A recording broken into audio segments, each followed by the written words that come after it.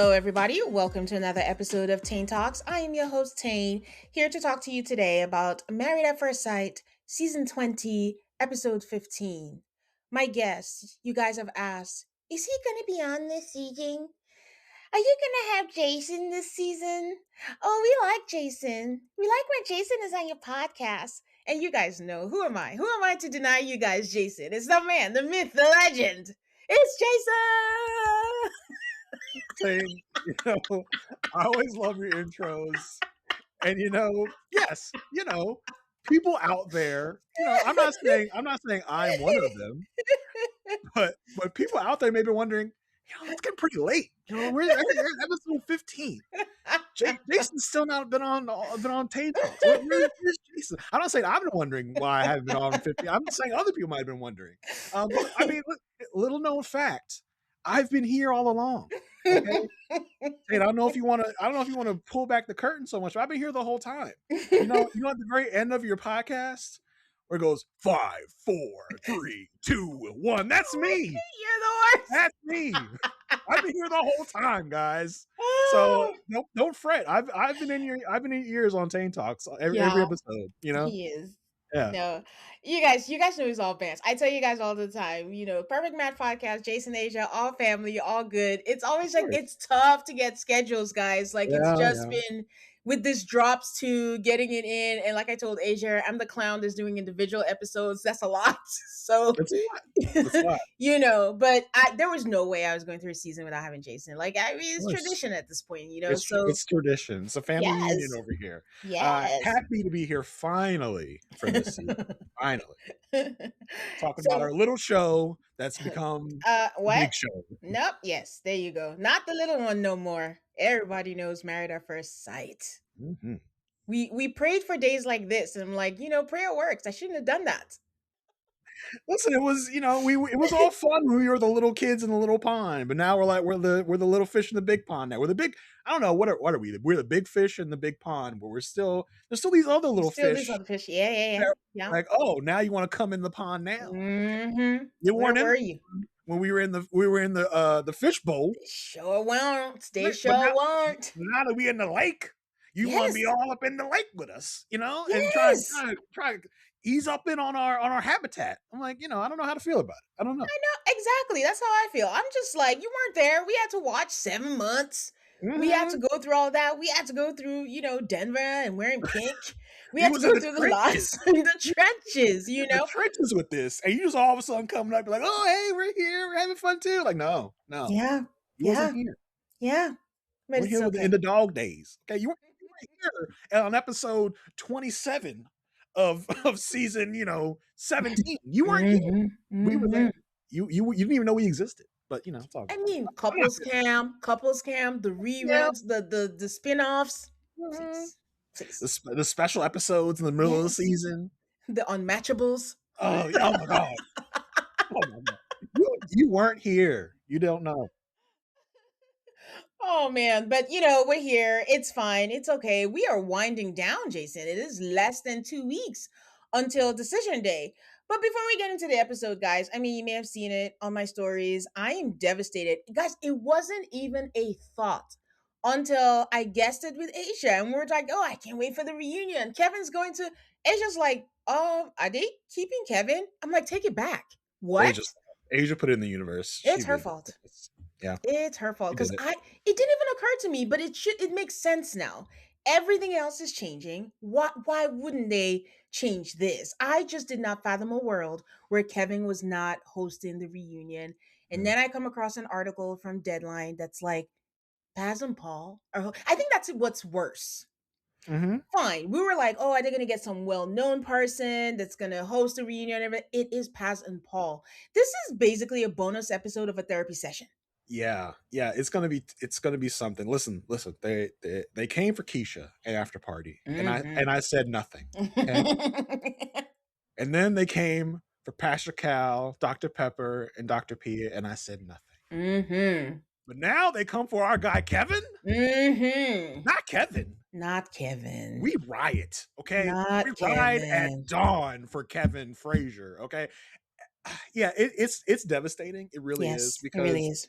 I feel like if Peacock wanted to stay in the good graces of longtime viewers, they would have Yeah. known, leave Kevin where he is. I Yes. think I don't know if there's a bigger opinion out there that's shared by most everyone that watches this show to say that Kevin Frazier is a great host of the reunion, right? Yes. He keeps people accountable, he holds feet to the fire, he gets sassy with these people when need be, Right.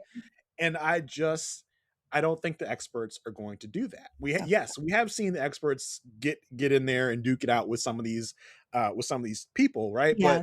But they've been in there with them, so they don't have that impartiality that Kevin Frazier will have, right? And Yeah. we've kind of already seen these experts have some favorites, right? Yeah. And are and are going to let some of these people slide if they feel so inclined in the moment. Yeah. So I think it's a big misstep to number one. It's a huge misstep to get rid of Kevin Frazier. Okay, Yeah. that's number one. I don't know why you would do that. And then number two, to not have a kind of a third party A host neutral party. Yeah. host the reunion. Because it just feels like we're going to get some of the same that we've gotten Yeah. from the whole season. So it feels like a big misstep for the new It era of really Married at First does. It does. I think that's where I'm just like, wow, first, okay, we're gonna get Nick. Okay, sure. And then now you're like, we're gonna get like the experts to that's like having Pascal host a reunion or Dr. Pepper. And it's like, what are we doing? Don't you want that, especially for people who also watch like Bravo, like reunion is like the Super Bowl of what everybody comes to air it out. And it's like, it's just same old same. So it's unfortunate, but much like the season, we just got to roll with it, right? There's nothing we can do about it. It's just end of an era. End of an era is all I can say Yeah, I mean, about this. I've enjoyed the new MAFS, right? There have been great things about it. Hmm. Um, but as we've said, as you said, as we've said on our podcast, this ain't your mama's MAFS no more. This Show is ain't. our baby's grown up, right? For some good, for some bad, our baby's Yeah. grown up and is a new person now. Yeah. And so I guess the exiling of Kevin is like the last remaining thing for them to be like, nope, we're getting rid of this too. This is also Yeah. over. So it's just like, oh, everything is changing. Everything is new. Yeah. I just, yeah, I'm gonna get used to it. I don't know when, but I'm gonna get used to it. Let's see how the reunion goes. Let's I see. always say give grace. Like I've already made up my mind, but we'll see what happens. Okay. We are in the third episode of the last drop, and at this point, everyone we get like a montage of everyone having a good time. We see some people talking with family. We see people talking about are we gonna say yes, and it's just a good time. We'll start with Michelle and Cameron. Like I say, they are always the people I have the least amount of notes about because they've decided this is gonna be smooth sailing. We're not gonna dig deep. I know I've been called a hater, but I'm just Michelle and Cameron. We got to dig deep. Like, yes, I get it. They're the hope, but there's stuff to mine there, and we're just not.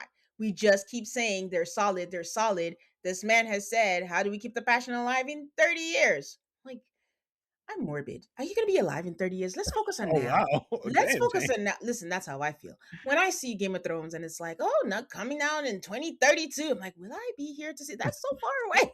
Sorry, guys. That's how I think. But it's like, focus on the here and now. You haven't even made it through the 6 weeks, and we're talking about 30, years down the road. So there's that to mind. And then, like I said, last episode is Michelle going to be a constant reassurer for Cameron? That is a thing Yeah, to think about. he's not as and it seems like his hesitations come like in a moment's notice of like, hey, like actually all of a sudden I'm not feeling good today. It's like, okay, what's going on? He's like, I think this is too perfect, and there is that thing of like you don't truly know your partner until you face some adversity. Yes. And I do wonder if Cameron's worried about that of like, what's that going to be? Like he's a lot of these people are scared of the unknown or scared of Yeah. the future. But I think, as Dr. Paul tells us, be in the moment. Are you happy in the moment? Then that's Yeah. really matters. Some people will take that lesson a little too far. Um, but I think that's what Cam needs to know too. Like, don't worry about losing the passion later. It's do you have the passion now? Right. And there are preventative measures you can take to keep the passion, Yeah. but are you happy now? Then Yeah. be happy. Yes, and I think like we saw why he's afraid of it. It seems like he's prone to these mood swings, and and like I said, not diagnosing anything, but it's just like taking care of his anxiety if there is one, much like how Marissa addressed it, like it's something, to take note of, or for Michelle to know, so that when he comes around, how are we going to handle it, how do we work on that. But in addition to that, we're easily or conveniently forgetting that he's never been in a long-term relationship. Yeah. That's a thing to probe, like knowing that this is your first, like how do you feel, like is it a lot, do you get overwhelmed, like things like that. Because when he expresses this, I don't think they've ever said, are you feeling overwhelmed because this is the deepest you've ever felt, in a relationship. And I'm just wondering why. And also in the beginning, he said like commitment, just not my thing, boo. And Yeah. we're just not addressing that. I mean, this is probably the most intense relationship experience he's ever been in. Mm-hmm. And I do wonder if Cam is someone that is like really an introvert who, coming from an introvert myself, you know, being around people, especially new people, can Yeah. drain your battery, can like really take a toll. Even people that are like as sweet seeming as Michelle can kind of take it out of you if you're not used to being around people 24/7 like that. So I do Yeah. wonder if that's also part of coming into play, but I also do think there is, some mental health struggles that he may also be dealing Yeah. with as well. So there's a Yeah. lot going into that. This is a Yes. very new experience he's been thrown into, and it's not something he's used to, and that mixed with, occasional melancholy will really throw you for a loop. So they're meeting her aunt and her uncle, and she says they have a close relationship, and her aunt was one of like her biggest cheerleaders. But there's no explanation as to why they're not meeting her parents. I mean, I understand her dad was not really a fan, but her mom, she was willing to be on camera.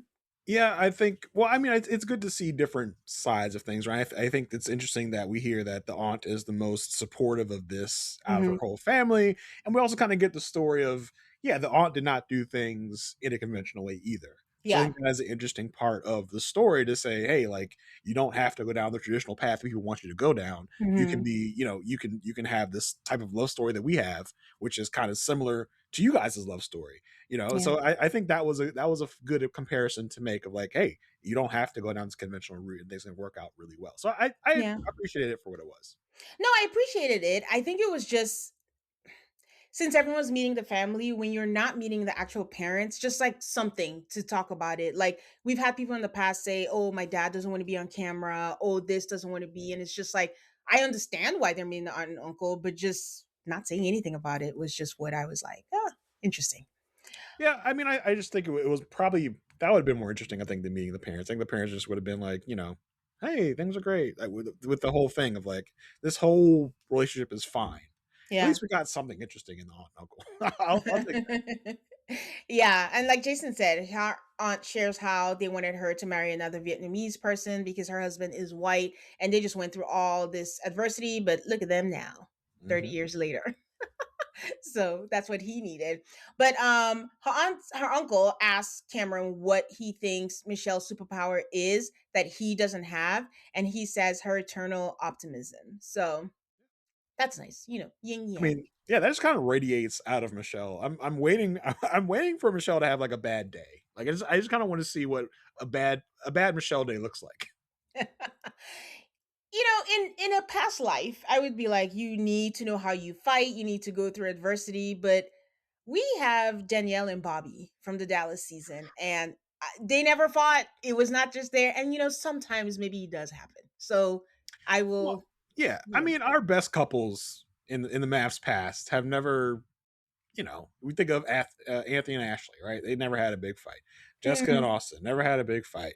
Um, Hey, she wanted him to not go to work for two yeah, weeks and travel. They made that up. yeah, yeah, nothing crazy. Brown and Yeah. Vincent. I mean, our best couples have seemingly never had a fight Yeah. in their lives, right? In their relationship, which of course, behind the scenes they probably have since the experiment's been over, but apparently they dealt with it well. So Michelle and Cameron are going right on that trajectory of just Yeah. like perfect maths couple. Nothing's gone wrong. Yeah. So yeah, they're just kind of they've been smooth sailing the whole season. They really kind of started, as we said on our podcast, a perfect match. If you never heard of it, um, me and H have always talked about the fact that the faster you go in the beginning, seemingly the harder you fall. Right?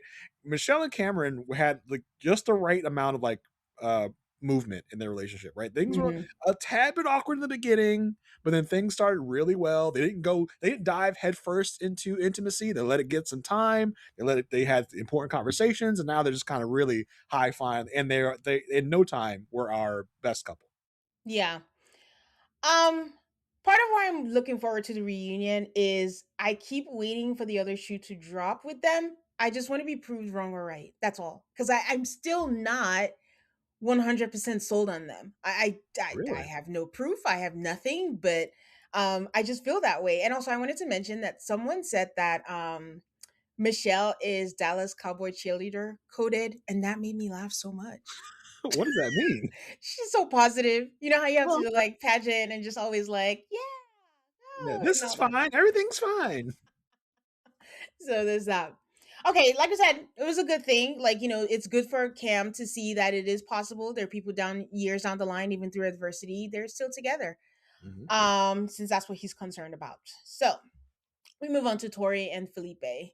They are having one-on-one therapy because if you guys remember the last episode, Paul was like, "This is the last time let me see some of you," and I'm like, "Wait, what? You're just letting them out into the wild, and you're not gonna have one last therapy with them?" But he is meeting with Tori and Felipe, and I don't know if you noticed this, Jason. So you know how at the group therapy session, Paul had the kimono top, the one he yelled Uh-huh. at Adam for, and he had leather pants.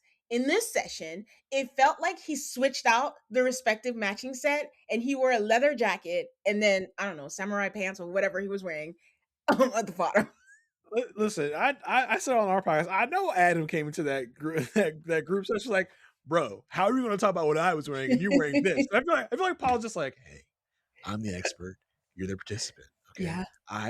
it's like when you tell your kids something like, all right, yeah, why don't you do that? I'm the adult, you're the Yeah. child. That's what matters here. Like, Mhm. is that great parenting? Not exactly, but it's just like I'm the expert, you're the participant. We have two different sets of rules. Okay, I can wear what I want because I do this all the time. You're doing it for attention. I'm doing it because this is who I am. Like Paul has hundreds and hundreds of hours of podcasts and television material. He's like, I've always done this. This ain't new to me. Adam, you're doing this because you want to be the funny special guy, like the Mhm. center of attention. I'm Paul. This is just me. So I would love to hear what he has to say about that. Of like why does it not serious when Adam does it, but it's serious when you do it? I would love to hear his explanation on that. Because I can. I don't need to Because I give you a can, reason okay? because I can. I said so, okay? Do you think they're gonna make us have listener questions like they did at after party that one time when I I would love to hope that Peacock is not as, corny as Lifetime is, in that regard. I don't think they would stoop that low to give us fake viewer questions like Lifetime did. Hey, we get questions for the Bravo reunions, which is on Peacock, but I think they already filmed the reunion, so Yeah, they filmed hopefully. I think they said they filmed it, like, August 1st or something, so it's already Mhm. been filmed and in the can, so Yeah. I don't know. So that's done. All right. So I'm wondering if this is going to be awkward. In case you forgot, Paul had time today for Felipe at the last one, and Paul got my bouquet just because I was so giddy watching that dressing down. It just made me so entertained, so happy, so giddy. Yeah, and also Felipe's like, "Well, I mean, you're not the one I have to prove to." He's like, "Hey, don't you dare disrespect me!" I was like, "Oh," I was like, "Paul raised his level a couple steps up." He's like, "Don't Yeah. you dare disrespect me, Felipe." Felipe's like, "Whoa, okay, oh my bad, He sorry, said, I am not the one. I'm not the one." He's like, "You're in a shitty relationship. You gotta step it up, buddy. Can't be half-assing this." It's like, "Oh, okay, Paul. All right, sorry, Oh sorry." man. Okay, so yeah, I thought it was gonna be awkward, but it wasn't that awkward, and they came there. And Paul starts with, last time things got heated, there was mention of emotional manipulation and what it means. I'm like, oh, okay, Paul is not apologizing. The last time we met, it started with an apology. Paul is like, nope, I did not do anything wrong. I said what I said. Yeah, So she says, saying you want other women, because she's explaining what she means by emotional manipulation. And I really like you means like you have me hanging on. And to me, that's manipulative. And Paul asked, do you believe he's saying that with the intent to manipulate you? And she goes, I don't know. I feel emotionally manipulated. That's on you. Don't ask me. no, but then he goes, Felipe, you Yeah. weren't trying to emotionally manipulate her, were you? He's like, no. He's like, see? He he was trying to emotionally manipulate, like he would admit if he was trying to emotionally manipulate her. In Like, what world would it be? Well, actually, yeah, yeah, I really was. I was definitely trying to emotionally manipulate her. I'm like, what? And then Paul goes, see. Now, if we thought he was, if he just said he was good, he was emotionally manipulating you, we'd pull you right out of this. I say, okay. So you're trying to like, you're kind of trying to cover your ass here to be like, we would never let him emotionally manipulate you. We care about our participants too much. Don't you be emotionally manipulated. We pull you right out. See, he just said he didn't want to emotionally manipulate you. I was like, okay. Now I do believe Felipe. yeah, yeah, I yeah, don't yeah. think he meant to No, emotionally manipulate her the way that she's saying he is. I think he did it by accident, which yeah, is like a whole other issue. But yeah. I don't think his intent was malicious in what he's saying and doing. He's just an idiot. Like I think that's the most of it. Yeah, Paul is like he was just speaking his truth, but I'm just like I'm glad like if that was the case they would have pulled them. I wish Paige had this many seasons ago, but we're Yeah, past that. We're not living in the past, okay? yeah, So Felipe says he recognizes the weight and consequences, and the consequence of is that he's afraid of losing Tori. And Tori says, "Well, I mean, because of everything, I've started to withdraw like emotionally." I'm like, rightfully so. yeah. Like he's literally been talking nonsense for days, over and over and over again. Like you married a stranger, and if he's saying that, he's lucky that she's still around. Honestly, we're gonna get there in the dinner party, but I think he's lucky that she's still Yeah, around.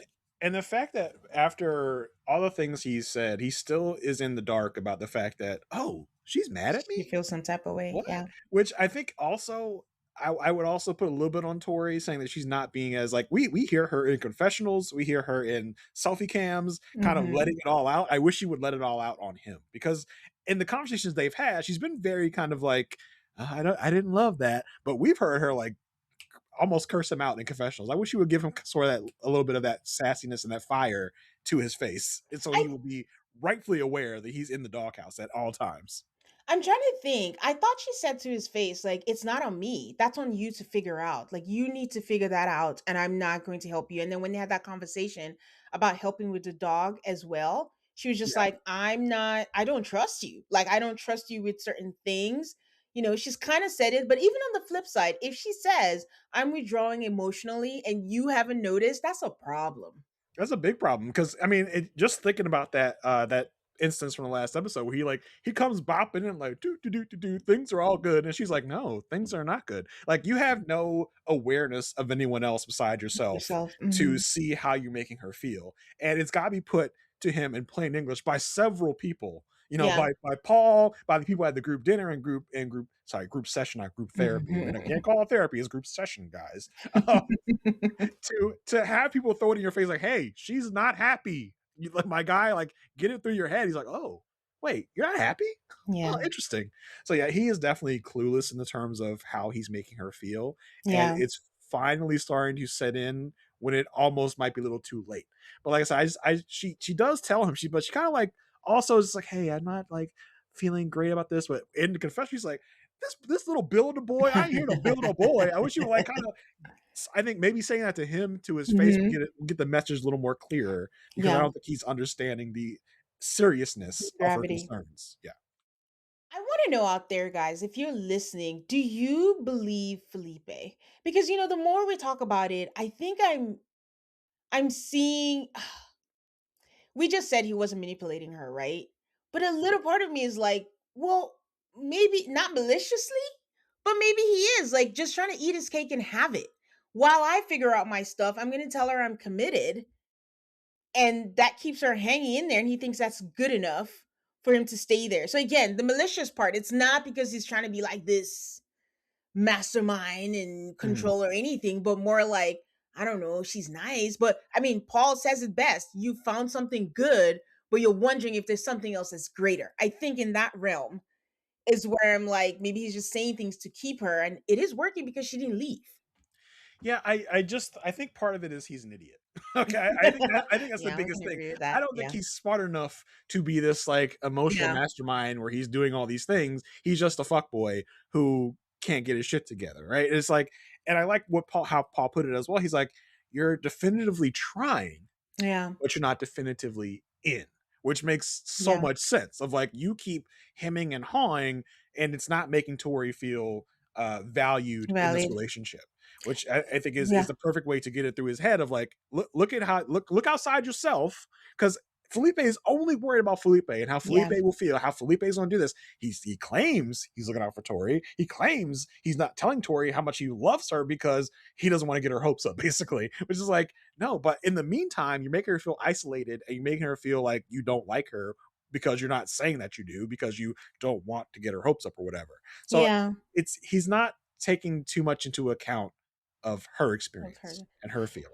It's a muscle he's never had to use. Guys, this is the guy who cheated and didn't know that he cheated and found out much later. So there's a whole other thing to unpack there. But when Paul asks him if he's trying to close the gap between them, he says yes. And Tori says, I keep hearing I want to, and it's not really I will. Jason, I don't know when I said goddamn out loud because Yeah. I'm just like, Tori really, really just clocked him. Like, he thinks he can just say words, but he's dealing with a woman now, a grown woman Mhm. at that. So And he the and the really, and the gulf between these two people of their readiness for this, I think might be the biggest in the season. yeah. But then I have to think also about Becca eventually. Um, Caitlin and Devin. So yeah. yeah, but the gulf is pretty big Yes. because Tori is ready to be a wife now. Now. Today. She's ready to get her life started. She said that in so many words. And Felipe was like, oh, I don't know. Felipe, like, it seems like for this season, almost every couple has someone that like thinks like was on too hot to handle. They came Yeah. here under false pretenses and had no idea they're going to get married. Like, what? We're getting married? What do you mean? So Felipe is definitely in that camp of like, oh, I don't know if I'm ready or not. And that kind of annoys me about Yes. this season of we have so many people, in the old era of MAFS, right? We have people that thought they were ready for marriage. Yeah. The experience proved to them they weren't, but they at least came into this thinking they had their shit together. Yeah. There's so many people coming into this going, well, I don't know if I'm ready or not. I didn't know I was ready to be married or not. Like, you're supposed to come in here and think you were ready. But a lot of people are just like, no, I was never ready. I don't know why I even came here. I don't know why I'm on this show. I wasn't Yeah. ready.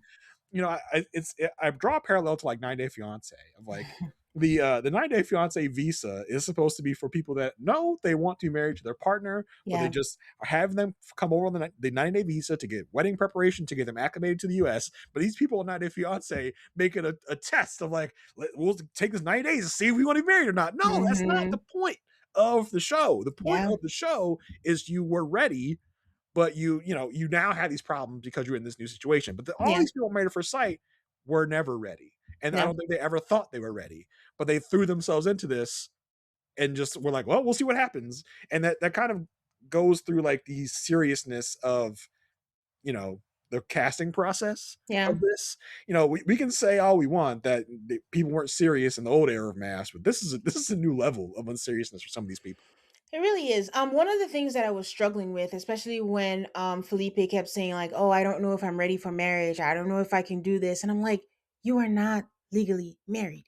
You can just date afterwards." Yeah, But then, when Kristen came on, she mentioned like her thoughts is like at the end, if you do say yes, then you have to sign, yeah, and that's what I'm feeling is happening. and I I talk think that's yes, Yeah, I talk about this on our podcast a little bit. Like, what if they like, had the wedding, had the marriage certificates, like at the very end? What if they actually told us the truth about what's going on? Of like, okay, here we are at decision day. Are you going to sign your marriage license and are we going to file it?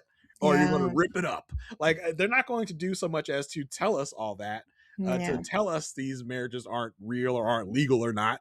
I kind of wish they did because that'd be kind of fun. Like, are you yeah, to have this moment? Are you going to sign? Or are you going to put it in the shredder? Like, we have a shredder over here for you to shred this marriage license if you want, or you can sign it and we'll file it. And it kind of muddies the waters, really, because hmm even at the group dinner, they were talking these things about, oh, would you get married to someone if you hadn't had sex? yes, Of like, yes, so are you yes, saying you're not married right now? Is that what you're saying? Like, exactly, what's going on here? I wish they would kind of really just be transparent and tell us, like, hey, and I know that they think that would change the show so much so to admit much, to yeah, us that they weren't married, but yeah. I think we'd still watch just to be like, are they going to say yes or say no to being married or not? Yeah, we would, but it just this is where the viewing experience is different because I'm just hearing him whining about do I want to get married and we're supposed to suspend disbelief that you are married, but then it's not, then it becomes what is it? And then it becomes that. So it's unfortunate, but It we'll feels like see they're what it feels happens. like they're they're trying to pull one over on us, Yes. which is never a good feeling, right? Yeah, and no one reality TV watchers, no one wants to know how the sausage is made. We know that, it's a little wonky, there's little stuff, but we don't want to know Yeah. explicitly, It you know?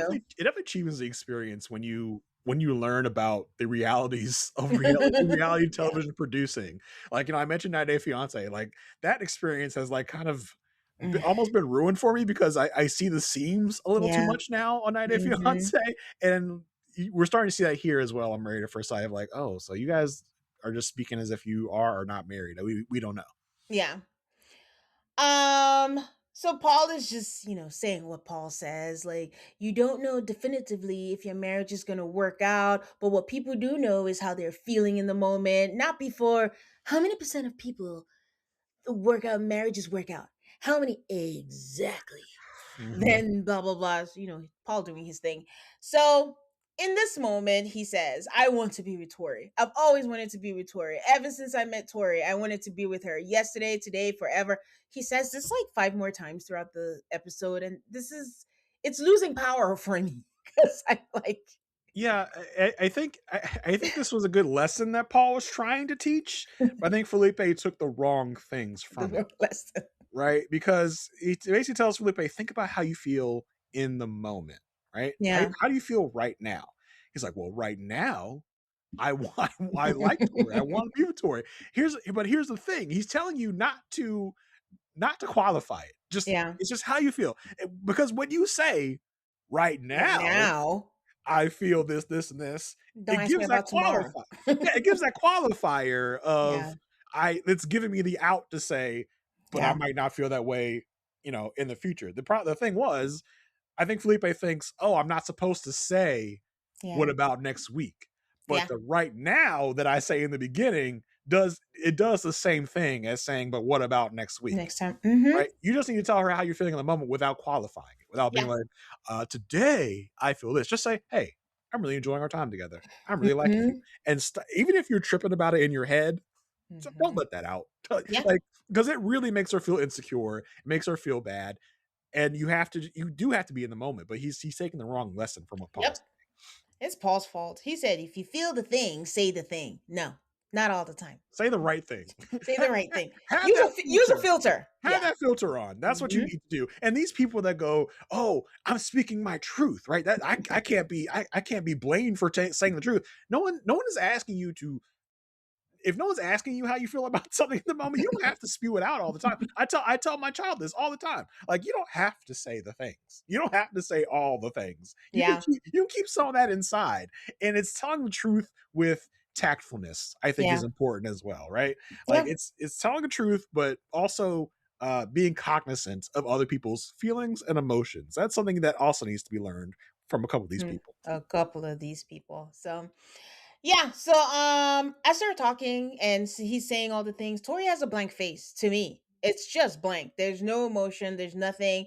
Paul is like, tell her, show her that you're in. Paul is like, your first dinner party, you guys came looking like bliss. I want you to get back there. And then they're like, this is a good session. I really learned a lot from that. And I don't know about you, but what I saw was Tori in her face saying, like, I'm glad you guys got a good resolution. I know what I'm thinking. I know what I'm gonna do, but good on you guys. I'm glad you had fun. Yeah, I think Tori is trepidatious to be like, okay, he says he's going to get it together, but okay, we'll see. And Paul's big message is live in the moment, which Mhm. basically like stop future tripping, stop thinking about the Yeah. future, stop thinking about this. And Tori's just like, okay, we'll see, because Tori I think is just very pessimistic that this is going to work. Probably, Yeah. we'll see what happens, but Yeah. I don't got a lot of faith in it. Can I ask you, did this feel like a make good session to you in like, how he went hard on Mecca and then they had a one-on-one session, then he went hard on Felipe, and then now they have a one-on-one session? Yeah, that's a good question. I do wonder if they have sessions with everybody and they just choose to show some of them or show ones that are pertinent. I do I wonder mean, that. Like, yeah, I do wonder. We'll find out. But also the fact that he said, we'll this the last time we'll see some of you well, just feels. I think maybe he meant like Lisa's going to take some people and I'm going to take some people. Oh, Like okay. Okay. Paul might not see Adam and Marissa again, right? But Lisa might. So Yeah. that might have, because I do remember a time when Yes. Adam and Marissa sat with sat with Paul, and Paul said something about what Adam was wearing, but we didn't see that session. So I Yes, that is true. I thought I missed it, and it's that same damn blue whatever thing that he yeah, seems to be wearing again next week.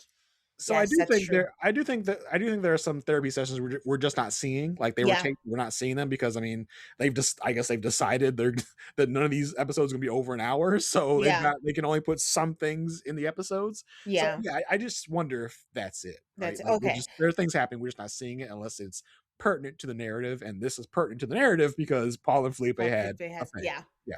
I know my overactive imagination was like producers like, okay, you kind of went hard on him. Let's just make Yeah. everything cool, like no one thinks I, that I there's would have some I would have to thing. imagine there things are structured better than that. Like, Yeah. let's have a spontaneous therapy session because you got in a fight with Felipe. I think there's probably a lot more structure to it than that, I would hope.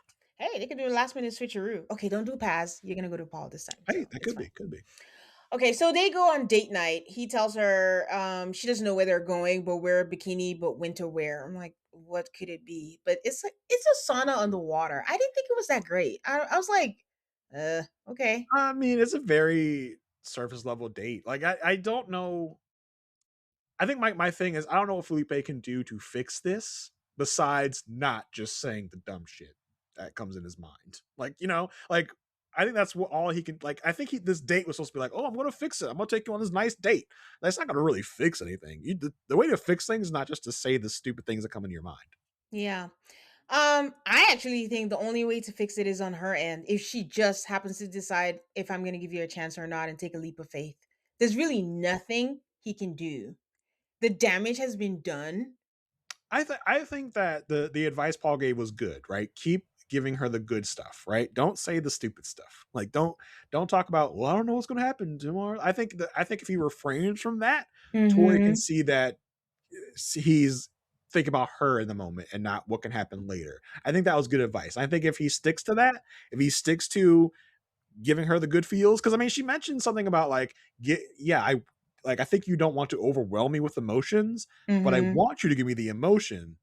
But like what she's not saying is the good emotion, right? The I good want you to say the good things, not the I don't know if I'm gonna be with you later. I don't know if because then he also mentions I've always been into you. I still want to say these things and then make you not feel like if I said no that I didn't mean that I didn't mean those things. Like no, that's you have to be effusive in your emotions when you feel them, not yeah. the bad ones.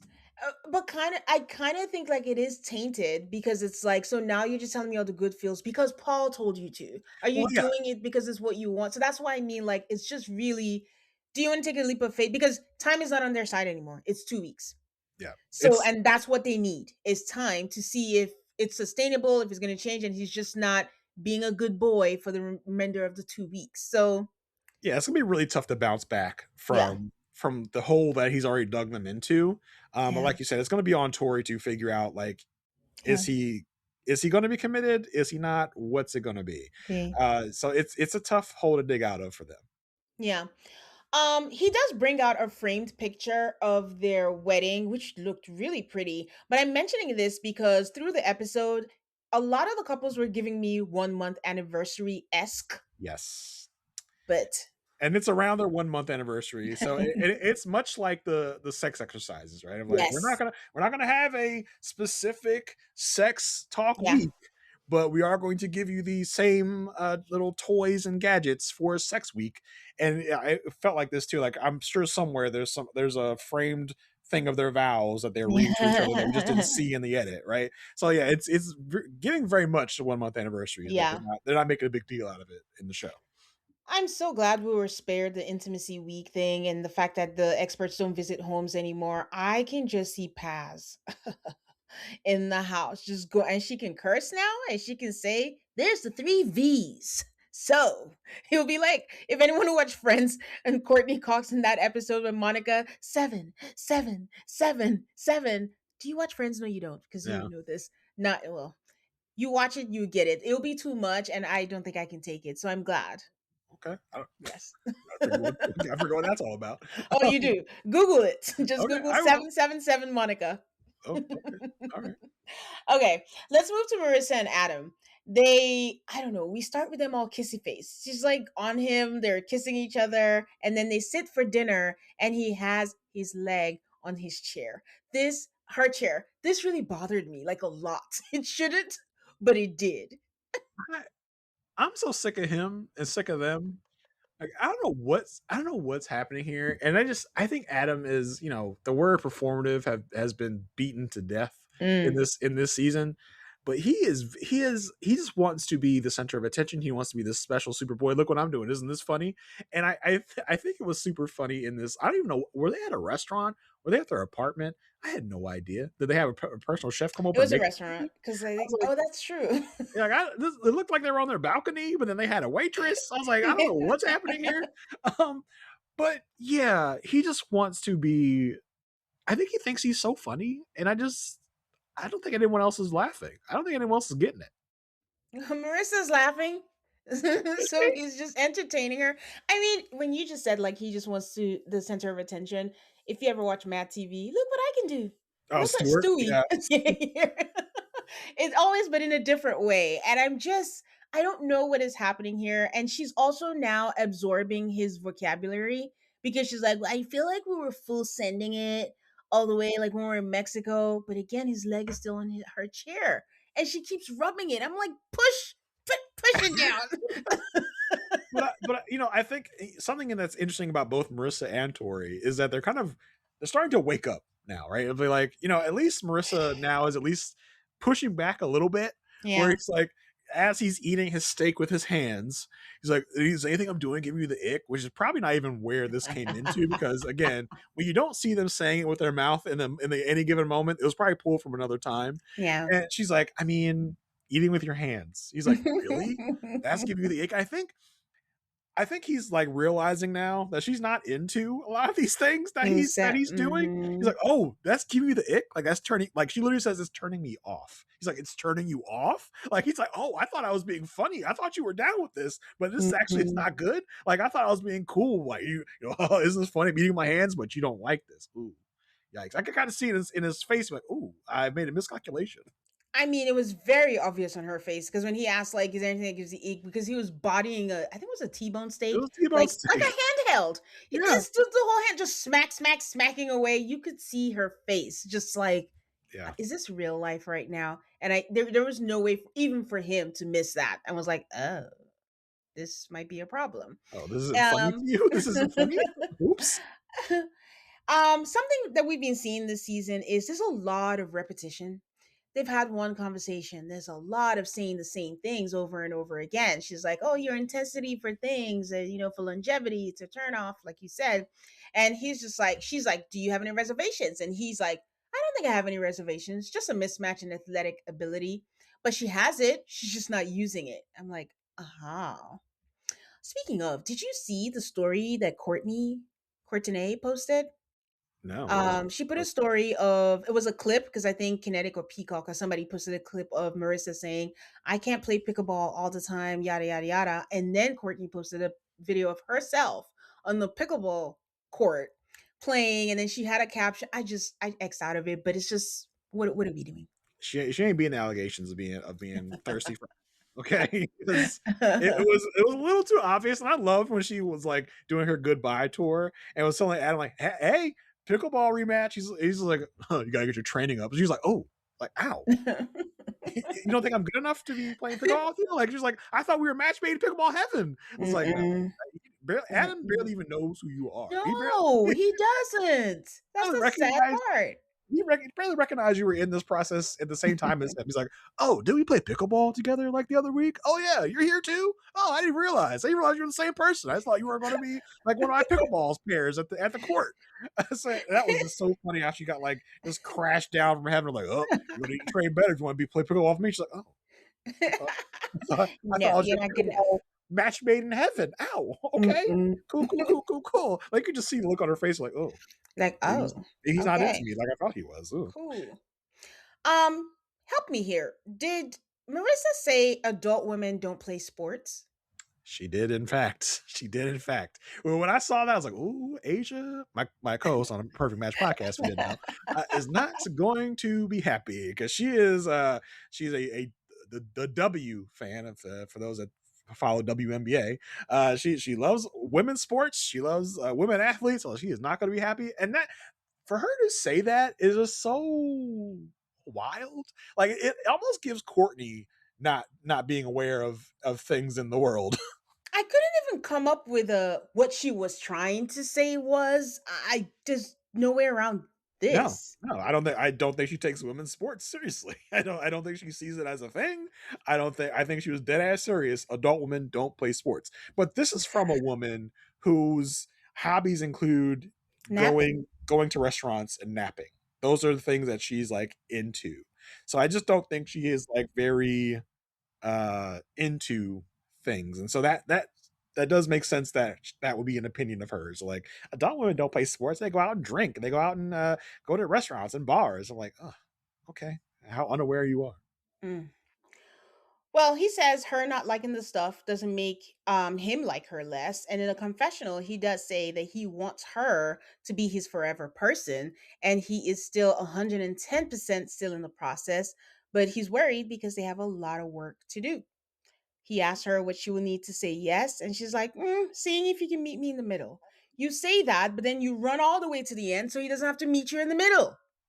Yeah, and I just wonder, like, do they have any other conversations about anything other than pickleball, the gym, jet skis? Because that's been their whole storyline, the whole season. I'm like Yeah, a little tired of the spinning record of finish it the over. same Yeah. thing over and over and over again.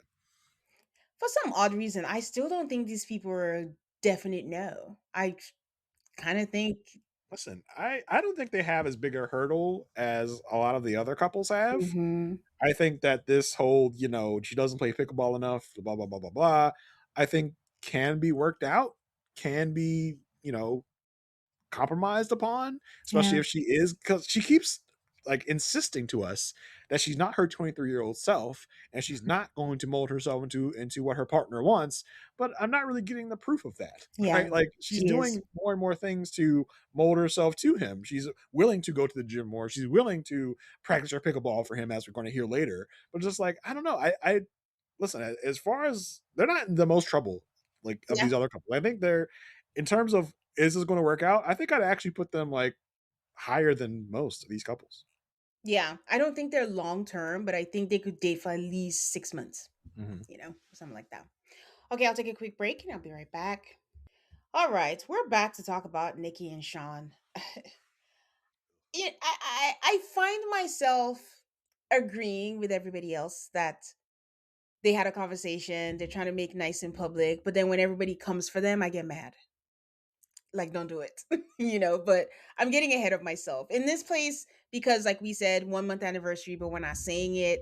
They go to a wine and chocolate place, and she's just really impressed that he found it. Like, how did you know about this? Tell me about it. You don't know anything about this. You did. She really liked like two of her favorite things. And, I think that Sean does too much all the time because he took the wine and gargled it like it was mouthwash because Sean is never just Sean. Sean wants to prove that he's all of the things and the best. My last name is not enough. I have to tell you that I'm the best. You're supposed to just swirl it lightly in your mouth, not all the way. Nikki's like, did you just gargle it? Listen, Sean watches too much TV because that's what people on sitcoms do. Right? They're like, I'm trying to taste the bouquet. Of course, he claims that's what he learned at a winery. But I don't know. He of course has to be has he has to try and out bougie her because he you saw know. her apartment, was like, oh, I know bougie, or I've seen bougie, or I can be just as bougie. Watch, I'll gargle my wine. So yeah, he definitely does too. And with the open shirt as well. Like, sir, we are in public. Okay. Like, I know you Mm, like to be out there with your yeah, chest meat, he but doesn't care. we're not in public, sir. Button it up. He decides to play a game. It was like instead of describing the wine, describe something in your life, with whatever it is that you taste. And Nikki's saying that peppermint patty was her favorite candy as a kid. That's crazy. Yeah, I don't know about favorite. I can definitely take down a York That's peppermint patty. crazy. I can definitely take one down. But to say a favorite, that's like unimaginative, right? Like, there's so many better concoctions of candy out there. Like, Yes.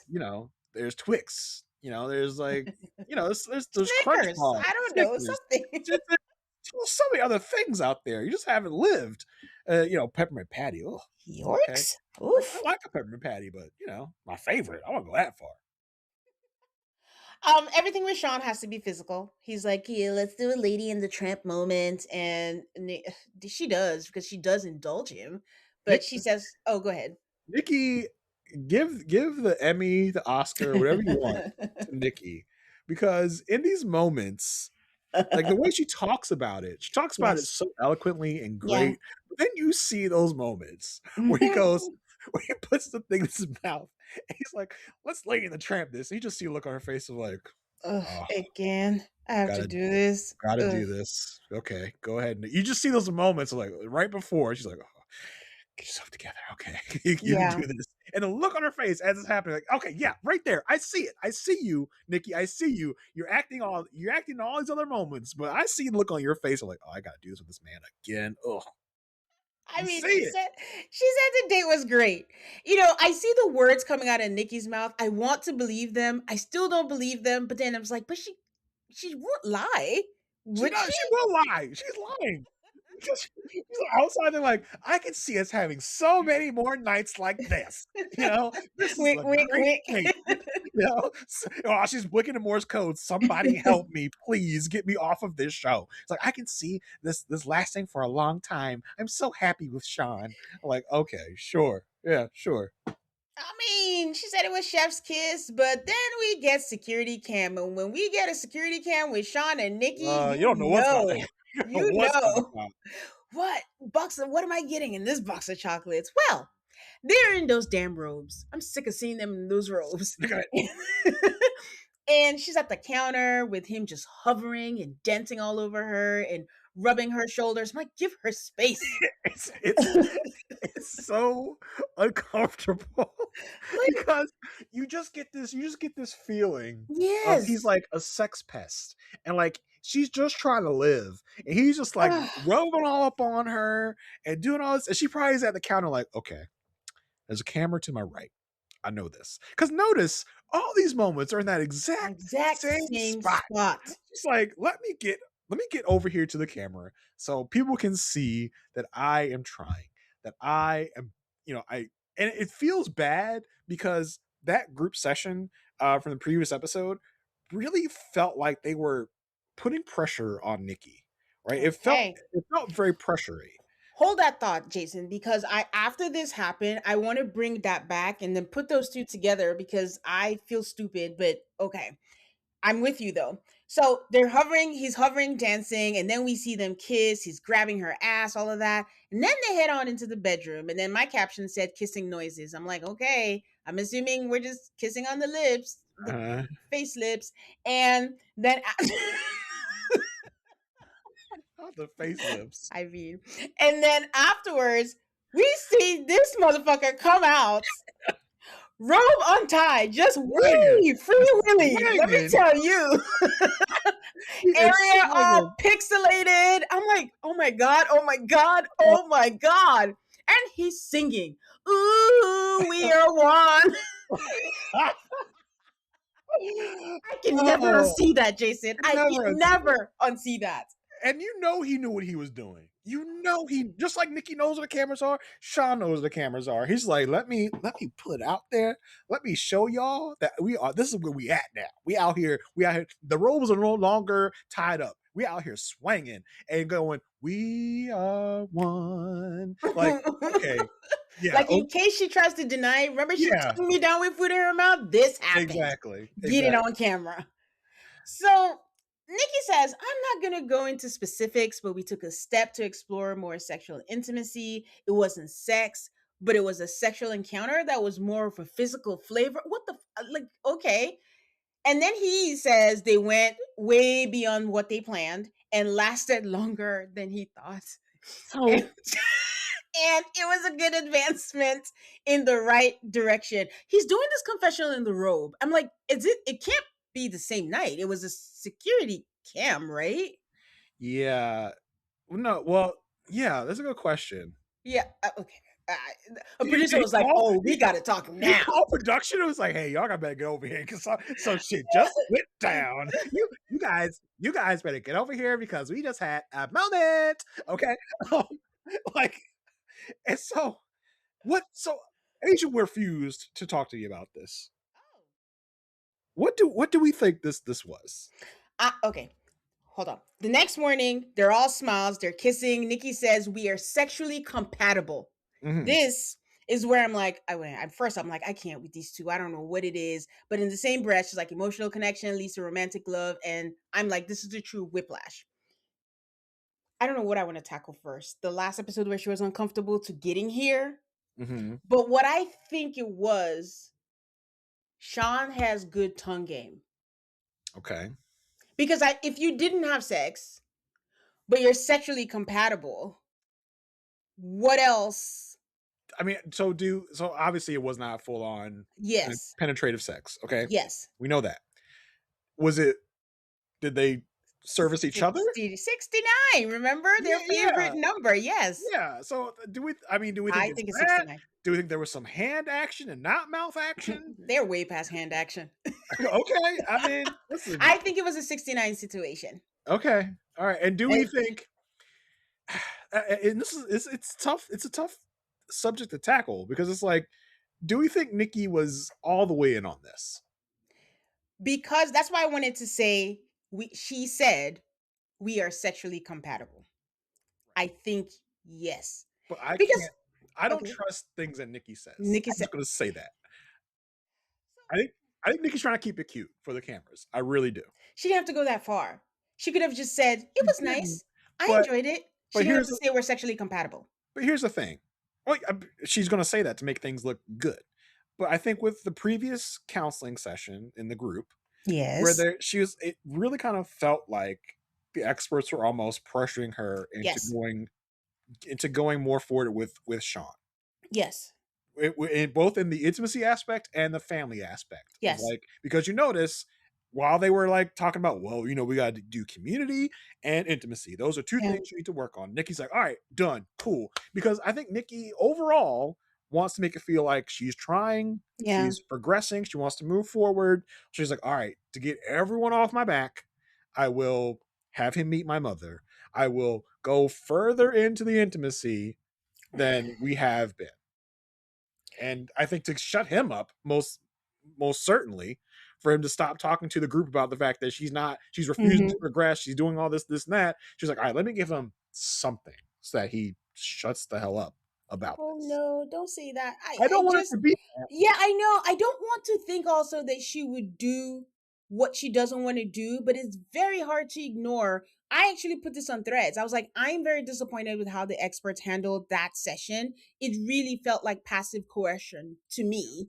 And she looked so uncomfortable. But then this happens, and I said, I sound stupid now. I'm all, "Ugh," and she's all, we're sexually compatible. And they had fun or whatever. But I don't think she would do, I'm hoping yeah, what I she don't know. does. Am I hoping or oh God, no, take it back, Jason. Listen, maybe we had some nice liquor. They got loosened up. She's like, all right, Loose. fine, why not? Let me break him off something. So he shuts up. I don't know if it was kind of like I don't want it to be like devious or like something Yeah. terrible. Maybe she's like, all right, let me get my like my cups a little bit. See if that loosens me up a little bit. Maybe she figured out, hey, let's try it. See if it unlocks something. And Like Haley and Jake. yeah, exactly. Like, from season 12. So it's like maybe she was trying it to see. And now she's saying, "Hey, yes, great." But and the fact that the other couples are seeing it too, like in Yeah. person, gives me a little more confidence in like she's kind of going along to get along. Um, yeah. The So I don't know. the the other 1% is what I've been saying all season, which it's just really 1% is they could work, right?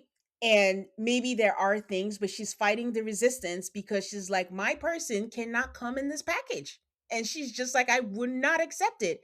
And then she's trying to do this to say, okay, if she did what you said to go along to get along, and she's like, wait, he is pretty good though. Hey, I mean, listen, There's that.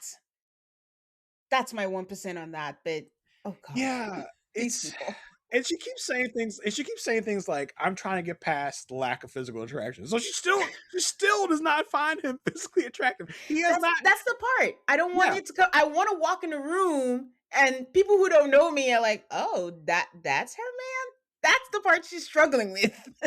Yeah, she still can't. He still has not grown on her in that way, Yes, so in that she that can be way. like, so the physical attraction has like gotten better and deeper. Because I do feel like physical attraction can grow, right? So listen, we all cite Jamie and Doug as like They're the that only example. example. Yes, We true. have never had another one, and that's the only reason why I want someone to come out of this. I was telling Asia last episode, I was like, I just want somebody to be the second person. We cannot have them as the only example in 20 Yeah. seasons.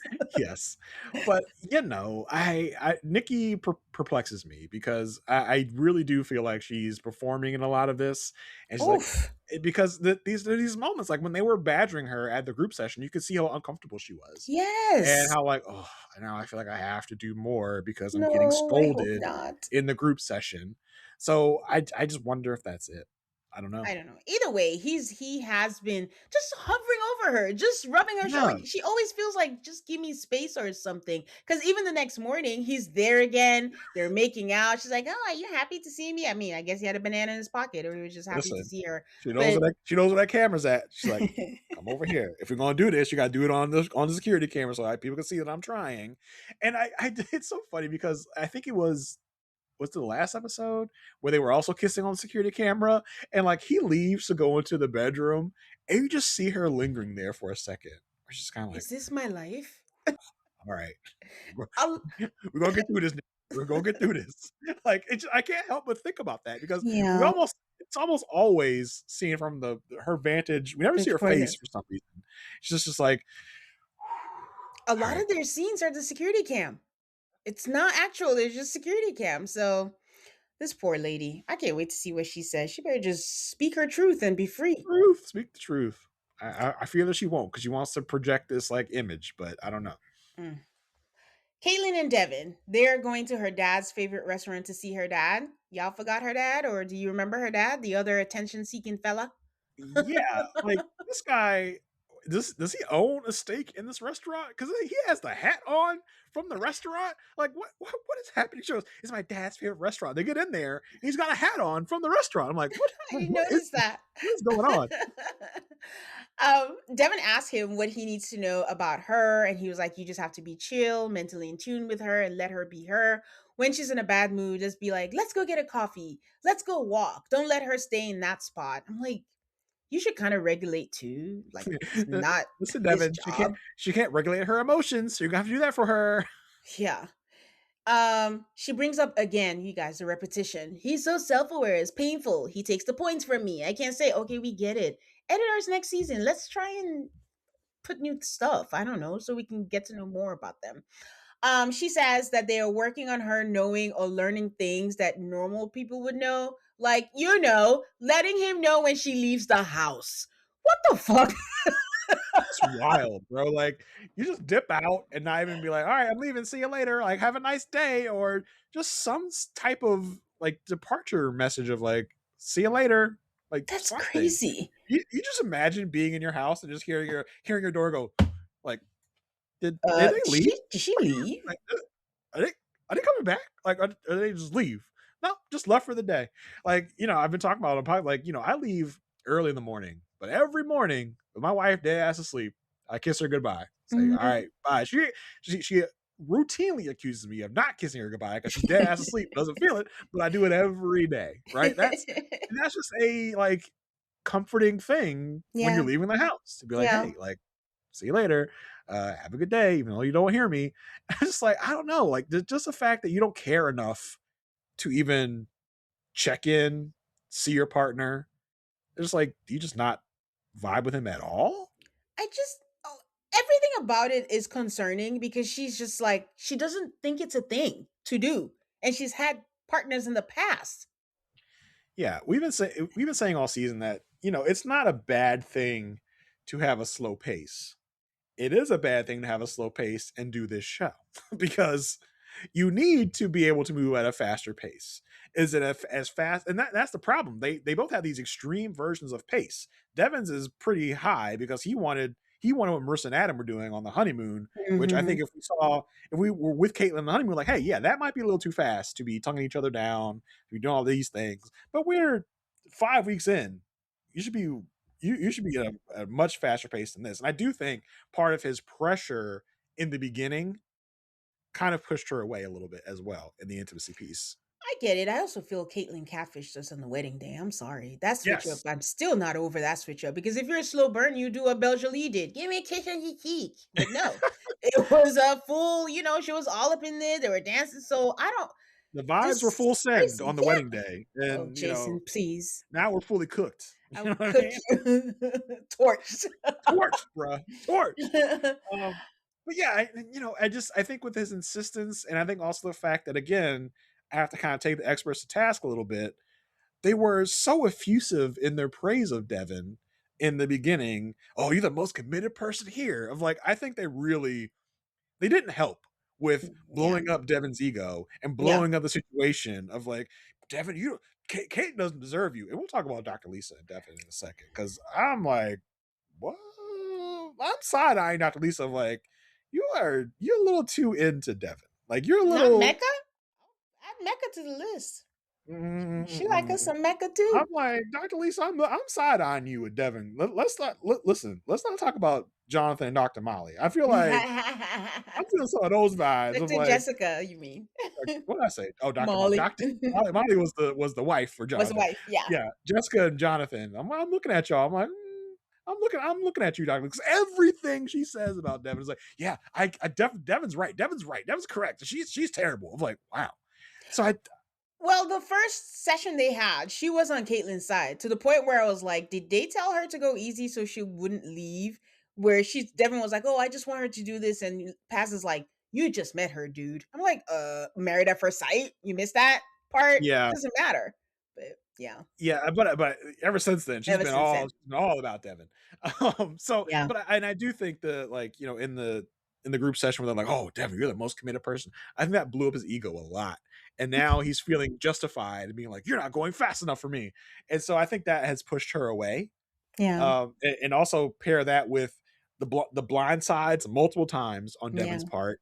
The whole drunken night at Courtney's birthday party of it all. I think people are a little too hard on Caitlyn. I find myself siding with Caitlyn more than most people, I Oh, think. interesting. Yeah, because I think with all the things that Devin has done, she is definitely a little gun shy.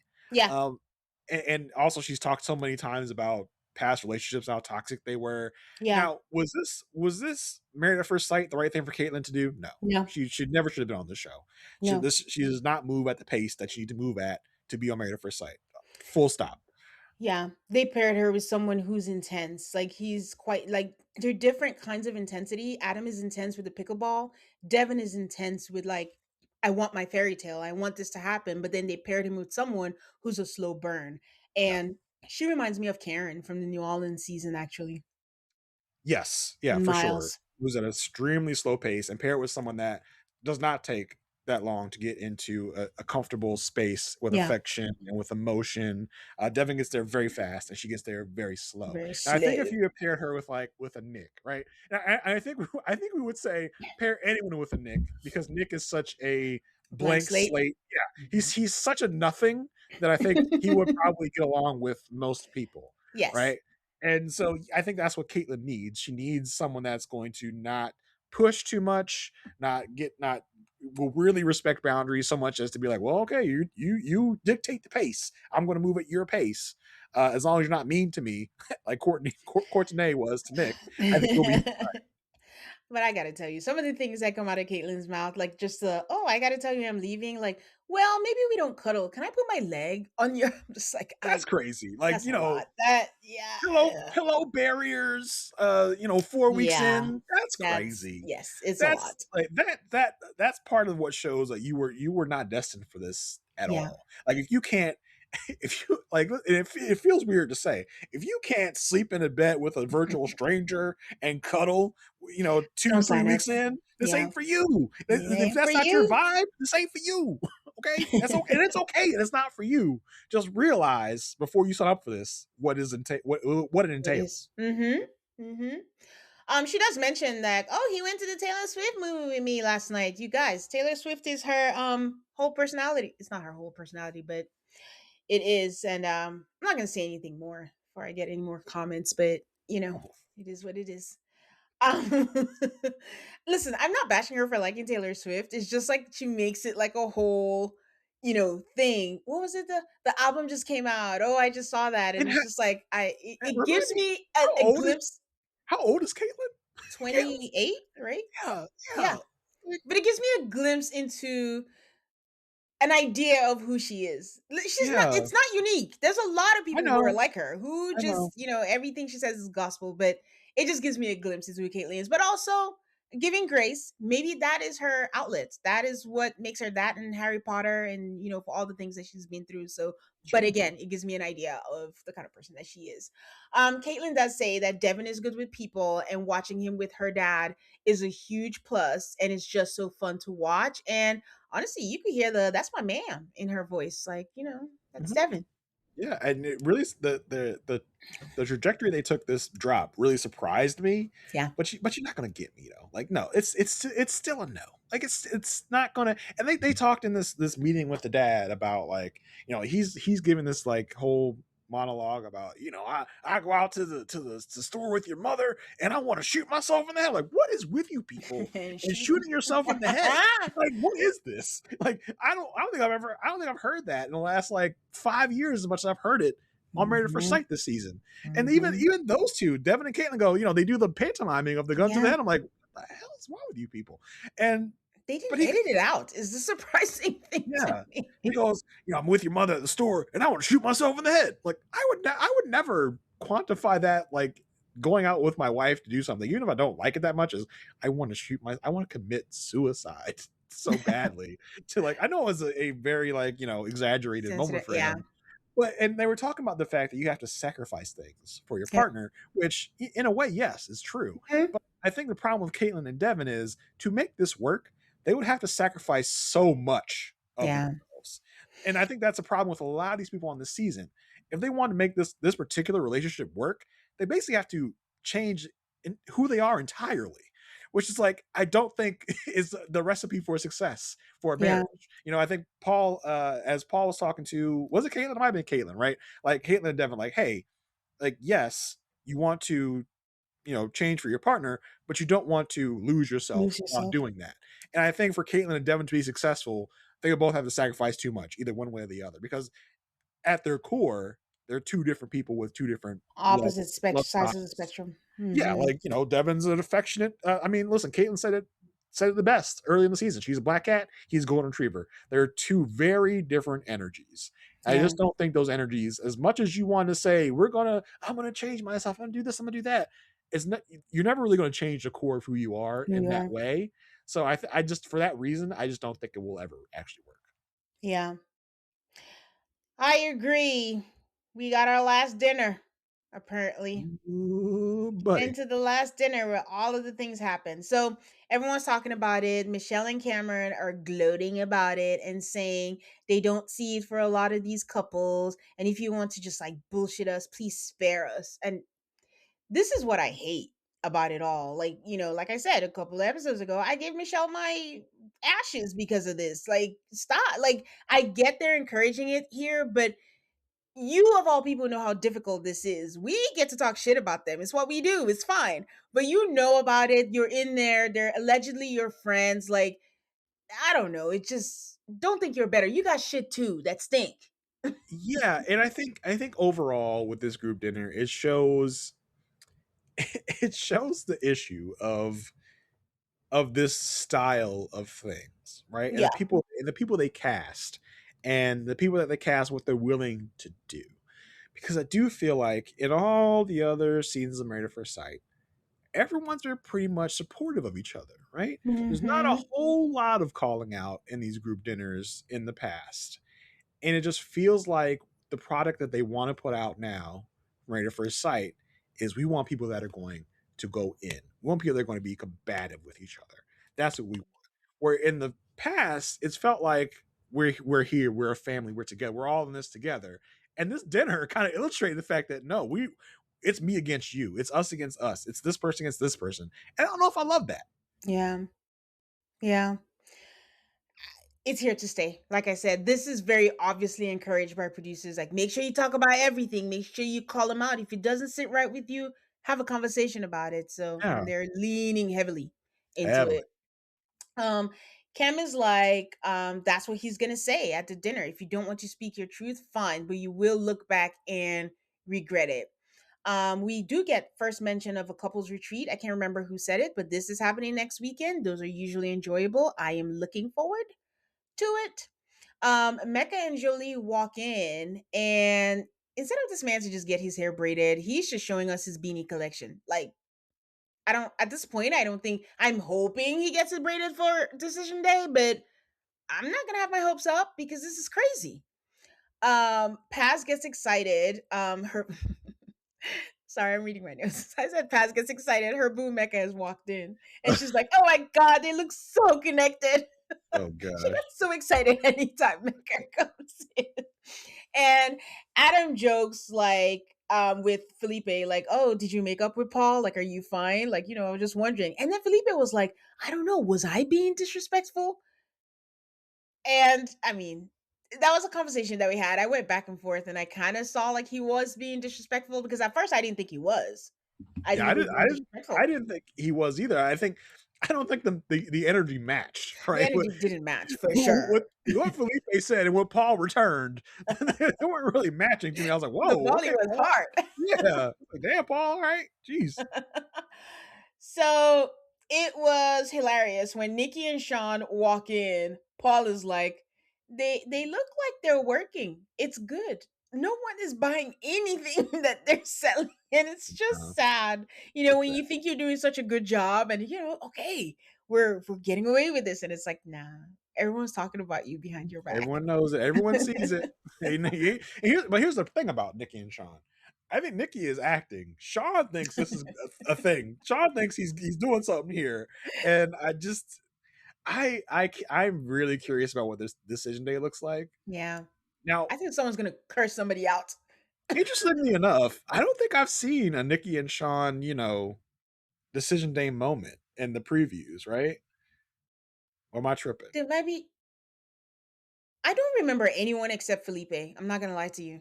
I feel like I've seen Felipe and Tori. I've seen Cam and Michelle. I've seen Adam and Marissa. I'm trying Oh, to think if I've seen okay. anybody else. That's I don't interesting. remember. But yeah, I mean, listen, I do wonder if it's going to be a yes from Sean and a no from Nikki. The last one she drops the charade, she's like, oh, I'm so excited to be out of this. It's a no for me, dog. I'm out of here. See you later. And then Sean's gonna try to be mature and be like, "That's unfortunate. I really feel we had something here." And then what always happens? He loses the mask and just be like, "But I know she's not gonna do better than me. I promise you that." So, so we'll see how that goes. Okay, it's time for dinner, and Michelle is like, "It's time for dinner, so that means it's time to gossip." And the experts are all like, "She has no drama. They're so solid that this must be a breeze for them." And I'm like, are they watching what I'm watching? I just, okay, fine. Marissa says it's a short amount of time because they start with them to know if they can compromise. Adam says, like, he's working on being less intense and focusing on what she likes. What? By making her do push-ups on a What? on a hot tub boat. Yeah. So they ask him what he has to do to get a hell yes on decision day, and she's like, "Oh, to be less intense and to not play pickleball." And then she's like, the compromise is like they're gonna work out. She's gonna work out with him a couple of days, and I'm like, what? That's not a compromise. She don't want to do it at all. Well, if she doesn't want to do it at all, he wants to do it 7 days a week. She's going to do it a few days a week. That's a compromise. What do you mean? A one-sided compromise. How is that one-sided? That's a compromise, right? No, because she wants zero, so it should be like 2 hours. That's a compromise. Uh, Because he still gets some kind of thing out of it, but that's for yeah, them to figure out. So he says they're gonna give it their best shot and they're gonna see. And Paul is like, that's good. She's opening up. I mean, okay. yeah, Um, sure.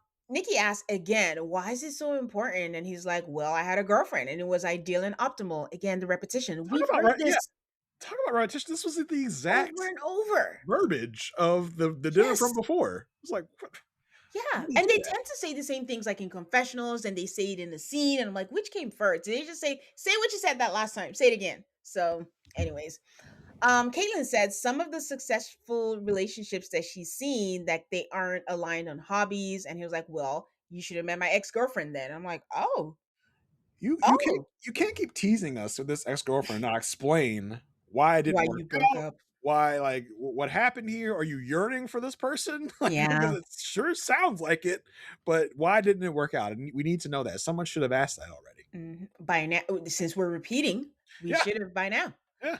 Paz was like, "Oh, I hate that. I hate the comparison to exes." I was like, "Yeah, we all do." Sean asked if his parents talk like he does, and I said, "Wait, what? Ooh, Them fighting words?" ooh. I said, what? Now, see, this is nothing. This is nothing about relationships. This is nothing about anything.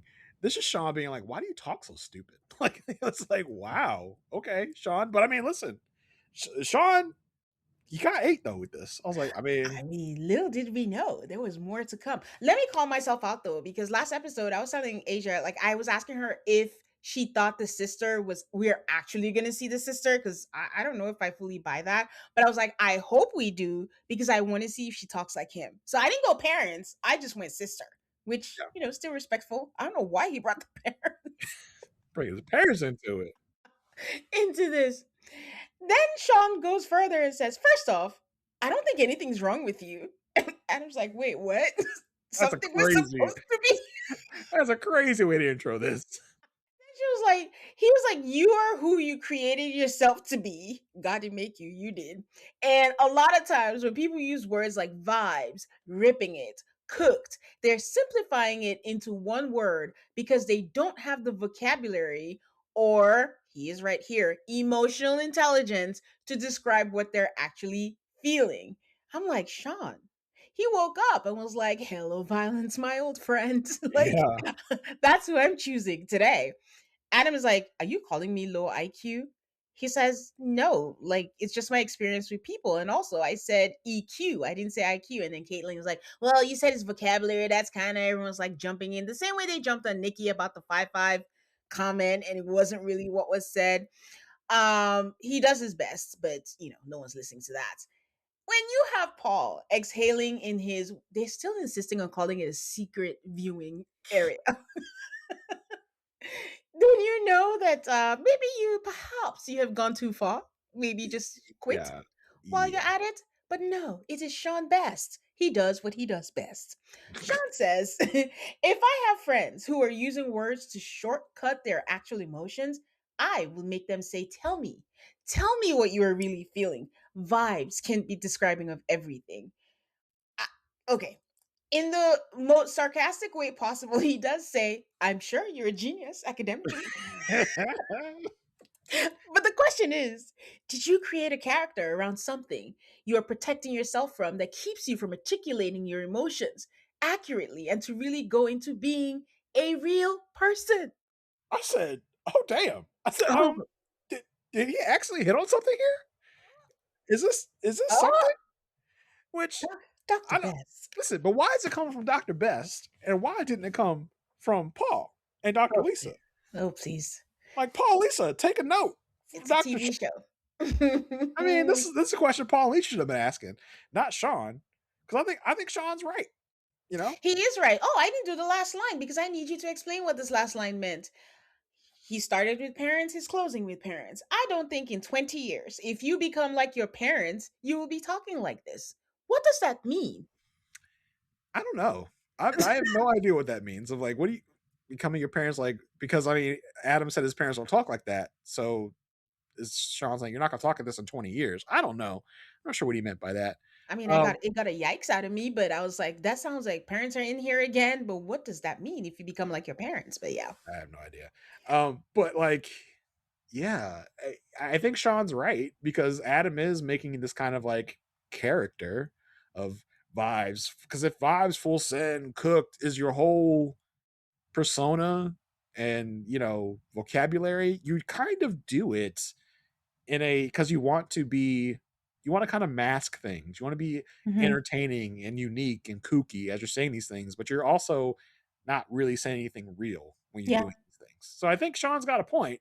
I just don't think it was Sean's place to really ask this question or bring this up in this moment.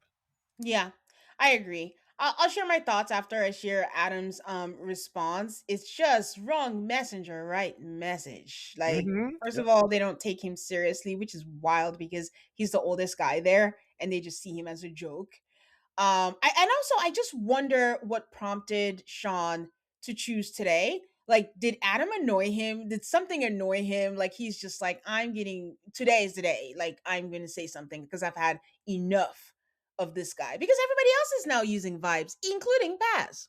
Hmm. So, you know. Paul was like, oh, I just felt like I was listening to my father talk to me right there, like basically scolded.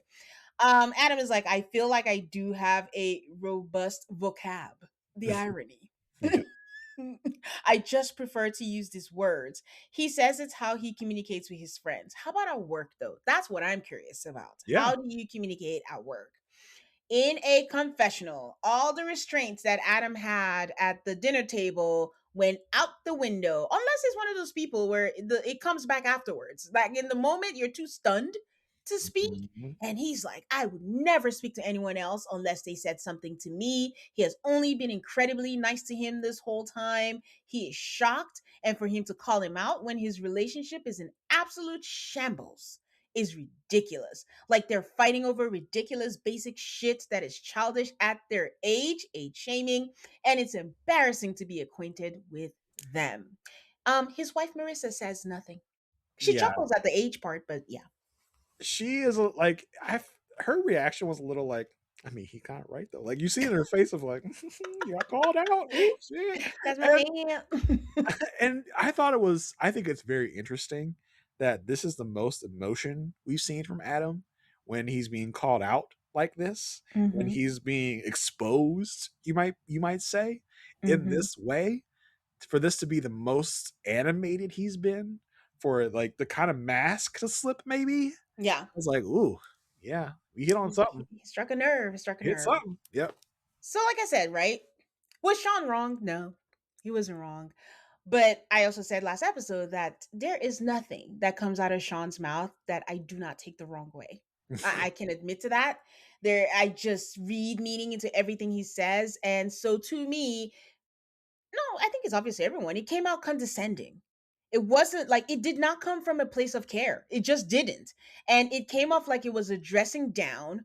Y'all ain't cool enough. Why are you that invested? Like, yes, you guys are talking about it. Like everyone's making comments, but not this was a call outs to call all outs. And you're not friends enough to do that. And also you did that publicly. Like publicly that can be fun. Being called out is just not fun, right? So in some way I do see why Adam would be heated. It's just Sean was not it. Felipe maybe, they're cool, but Sean was not the Yeah, I do. best. I think most of the bars that get thrown in these dinners are about relationships and are about Mhm. how you are in your relationship from the Yeah, outside. But this is like a personal attack, basically, of like, you talk weird. Why is that? Like, where did that come from? confirm. Yeah, It definitely felt out of place, yeah. and you know, Paul tries to say like, well, he wasn't trying to shame Adam. He had good intentions, but it didn't really it didn't He come did off well. not.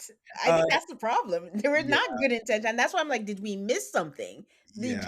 Sean just felt like, nah, I'm gonna get this man today. Yeah, I'm gonna get him. Like, was there some other Hang out. confrontation from earlier? Because Adam will also go off on Felipe pretty Yes. soon. It's like, where did this come from? Like, where was this animosity at? Yeah. So yeah, I don't know if we missed something or Sean just decided to choose chaos or violence in that moment. I don't know. Yeah. Oh, I gotta tell you guys that the song playing after Adam had his confessional was "I didn't come here to make friends." So Yep, there just you so go. you On know. the nose. Because On the with nose. MAFS, if you miss the story, they will remind you in the song In lyrics. song. So Yeah. Marissa says over time, like, she understands Adam and he can articulate himself well. And Sean is like, cool. That was funny. That was it. And yeah, that was it for them. We move on to Cameron and Michelle. I literally have 3 lines. He takes over, shares how he had a shitty day, how he felt bad, but then she helped him. She didn't judge him. Everyone's like, that's great. That's cute. Creme de la creme. Chef's kiss. Paul is like, they're beautiful. And Cameron is just representing love. He doesn't want to say it, but he is showing it in action. And y'all know what I think, so I'm not going to repeat it. Any Yawn. thoughts?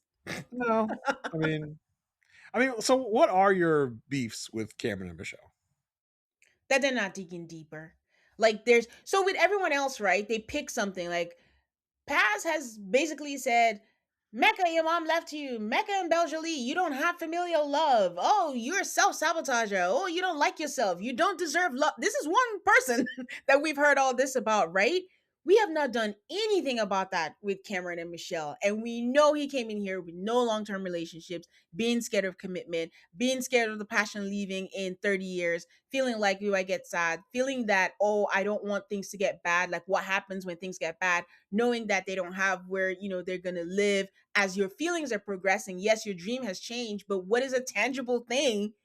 What are you going to do about it? Like there are opportunities to dig deeper, but they're like, listen, we don't know about the rest of these people. We're investing in them. So you know what? Good job. A for your effort. Gold star. Love you guys. And that's what I don't like. Like if we're digging deep and going hard on other people across the board. And if they believe in them, like give them the tools. This is an opportunity now. So that's my beef.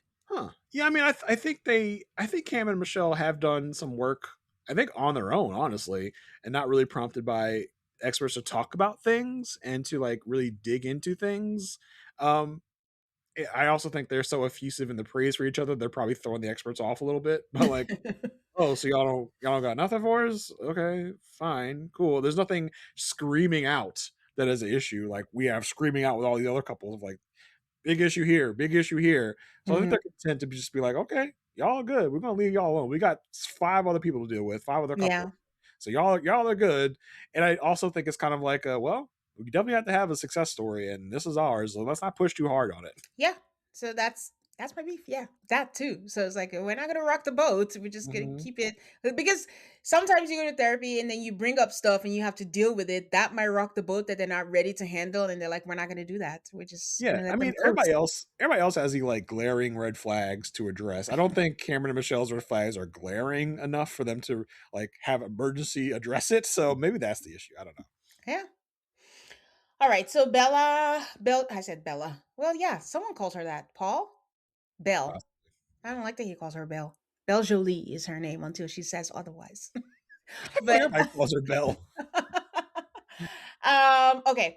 By the way, guys, Belle Jolie has joined Cameo. So if you want a message from her, Oh, buddy. Okay. then go for it. Mecca says the connection and the bond is getting deeper and stronger, and it's surprising to him because he didn't see it coming. She says things are comfortable in a good way. Sean asks, "Have you guys said the L word to each other?"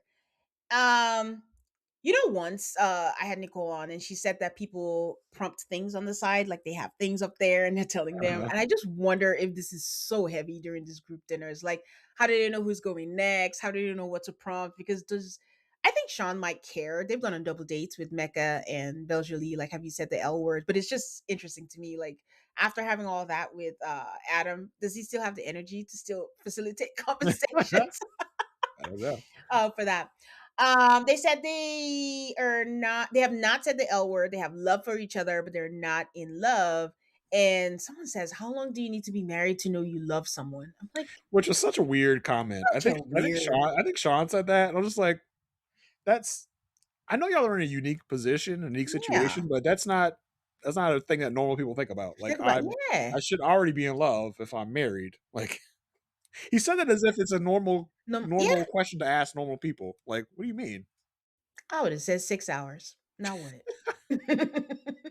He says, she said, when I feel it, I feel it. Like there's lots of pressure around saying it, but when I look around, I'm realizing like you're actually doing it. Mecca shares that, they made a big decision that they're going into decision day saying yes. Not sure things might be the same when we go further along, but as Uh, of that moment, I they were found that going in I found series. it interesting. Age and I were talking about it on our podcast, The Perfect Match, which also talks about Married at First Sight. Um, about old era maths, they would never let you say that. They would never let you be like, "We're saying yes on decision day." They would edit it out if you said it. But here they're just like, and I do wonder if they put this in here for a reason. Because is it Mm, going to change? Like, is it mm, because of what happens a little bit? Is that going to change? Because we see them being uh so forthright in their decision. Yeah, we're so good. We're going to say yes on decision day. Does it tank from here in a week from here yeah. to decision day where someone's going to be a no? Yeah, I can see that, but also in the spirit of the show changing, there's also every week they ask you, do you want to say yes? Do you want to say no? So it's open They only did that conversation once. now. They only did that once apparently in Maybe they this didn't show season. it. Maybe I don't know. Yeah, every time they had the group. Yeah, because last time it was like, do you want to get out? But then they only asked one couple. Yeah, yeah, exactly. So yeah, that's true. So Sean and Nikki, Sean says like he was so far from a yes weeks ago, and now he's much closer to a possible yes. And all the smirks begin. And that's what I mean. Like, I get it, but I'm annoyed. Like, guys, don't smirk. I don't want them to do that to them. And then he says, we were vibing on the terrace. Adam says, nope, you can't use that word. Nope. Like, he's like, that's right. You're right. He says they still need to grow, but they're having conversations that they should have had week one. And then Adam is like, now is my time for my lick back. I will be chiming in. He's like, oh, so you guys were struggling the first 9 or 10 days, and then it felt like overnight they went to therapy, you came up with strategies, and now you're doing so perfect. Like, I don't know if I buy it. For example, you're sitting 16 feet apart from each other. And guys, I want to point out there was a bird's eye view of it, and they were both directly across from Michelle and Cameron. They're also 16 feet apart. Are we saying that their marriage is in trouble? You know? Adam's grasping at any straw he can. Like, look at you, you're 60 feet apart. He's grasping at straw because he is trying to get his lick back, like you said. It's like, now you've activated me. Yeah. Now I'm coming for your ass. Yeah. I mean, at this point, I was annoyed because I'm all like, wait, do we feel that way about Devin and Caitlyn? Do we feel that way? Some people turned it around, but later on, yes, they do feel that way. So I felt better about it because I'm like, you're not gonna pick on just them, even though you're right, but still. Um, so another thing I noticed when I paused to look at the 16 feet, because that's what I do. I was looking at their food and the varying degrees of how much food was eaten because, again, it was a bird's eye view. Mecca, Michelle, Cameron cleared their plates, clean, nothing on there. Felipe and Caitlin, they had a little left. Sean, Marissa, Nikki, and Adam, they had quite a lot left on their plates. Tane, Tane, we out here, we out here looking at food on the plate. You way into your job. You're like, let me see. You all eat all your food. What you there, mother? You gotta eat all your food for the night. Who knows? You could have had something to eat before they got there and they wasn't hungry. Leave those people alone, Tay. According to Mecca, I don't put ketchup on my eggs, so I'm not weird. You're not worth it. Not weird at all. Um, he says that he hasn't seen intimacy, love, or connection between them. And Sean says, because all you've been exposed to is all you know. And Last night, I got some 69. You don't know that. he has like Sean has a point there because it's like, Yes. yes, I'm not like you, Adam, who feels the need to perform and kiss all up on my partner, do all Yeah. this and that. Would he like to with Nikki? I'm sure, but Nikki ain't having that. So Yeah. it yes, you don't see that because you see me every so often. You're Yeah. not Easy. living Yeah. you're not living this with me. You ain't see me swinging in the middle of my hallway last night. Okay. um But I do think what Adam is trying to say is like they just don't have chemistry. Like yeah, you I see mean, them and and they're just like, that's kind of what everybody says. Like, yeah, we yeah, don't see it. Like, I if Sean wasn't so terrible Sean. and Oh, okay. weird, I would almost feel bad for him Yeah, because like, they're kind of dogpiling on him in this moment. yeah, But he's Sean, so I don't feel bad about it. yep. Michelle is like, because of course she got to talk. I'm honest. If I'm being honest, I'm not getting romantic vibes from you guys. But Nikki, I'll let you speak. Let me speak. I'm like, am I doing too much? Should I just let it? Like, what do you mean? You will let me speak. I don't get permission from you to speak, little girl. Okay, little girl. Little girl. no. Okay? You don't tell me I can speak. I was like, "How dare she say I'm gonna let you speak?" Yes. That was assumed, Michelle, because you don't say when I get to speak. Yes. Like, Whoa. but she's like, but based off your body language, I am not getting the sense that he's your person. Like, not that you don't have chemistry, that he's your person. Yeah. Nikki was like, yeah, I know how the pendulum has been swinging, but all the health, but all the healthy stuff they are practicing has led to things accelerating their ability to connect with each other. I'm like, See, oh, when you start using all the words, that's yeah, when they start not buying it. I was yeah, like, "Oh, see, yeah, you're doing too much now." yeah. And then she's like, "Oh, I'm just gonna say it." I didn't think she planned on sharing, but she's like, "We reached a level with the intimacy piece, and it was very nice." That's what I'm saying, right? Because in group session, they were Yeah. putting the pressure on. So now she's like, just so everybody knows, so that everybody can give me my brownie points. I let him do some stuff to me. And I did some stuff to him. Okay. So y'all can get off my back about the intimacy stuff. We did something. Not all the somethings, but we did something. That's so. Okay. I mean, then And she's now Sean is much more calm and much more released, released, relaxed. pliable. Because listen, he talking about he was fasting for months. Like, no wonder Mm, you've been Please, so crazy. Okay, please, we believe that that man be like this horn dog. Please, please. so what you do in the shower? I'll be out in a minute. Sean looks like a "what you wearing" text type dude. Where my hug at? You Where know, you at? where Ugh. my hug at? Where's my hug? You gotta give me a church hug now? Anyways. Come here, girl. Nikki says, so I think it's possible the sparks are flying now. The sparks are not flying. She just Come thinks on, it's possible they may fly. This is girl. bad. You're not fooling anybody. Oh my Stop it. god. Mecca should have just sat there and ate his dinner. Oh wait, he did eat his dinner, but he chimes in. He's part of the clean plate club. Okay. He is. He chimes in and was like, "Not gonna lie, I don't see the physical attraction." Who asked you? Who asked you, Mecca? And then she's like, "No, I'm growing in physical attraction to him." And he goes, "Oh, I know, because I wasn't attracted to Belle when we first met." I groaned out loud. Because This why? this motherfucker. Like, Why? how dare you? Oh, How dare you, sir? oh, First of all, because as we talked about, you don't have to tell you the do whole truth not. all the time. Especially since you're good now. Right. Allegedly. Right. Allegedly. Allegedly. Paul and Dr. Lisa should have just walked out from the back, like, all right, get up. Not so secret anymore. Get Get out. up. Get up. This is not happening. Let's go. You're out. You're done. Because why would you say that? Why would that be something that you think should come out of your mouth Yeah, in in front of your front of spouse, everybody. in front Oh, of anybody, right? oh It that was. I've been saying all season, this feels like an Eris and a Jasmine situation where it's just like, we don't know what's going on in this man's head, why this man is not attracted to this woman. It's something we don't know. I think we do get a little bit of a hint We're gonna next get there. episode. We're gonna Uh, get there. but for him to say that out of his mouth is just so bizarre and wild. And he's been doing this all season, where it's just like there are these moments where, like, Yeah. it's not every day where you can point to something and say that right there is self sabotage.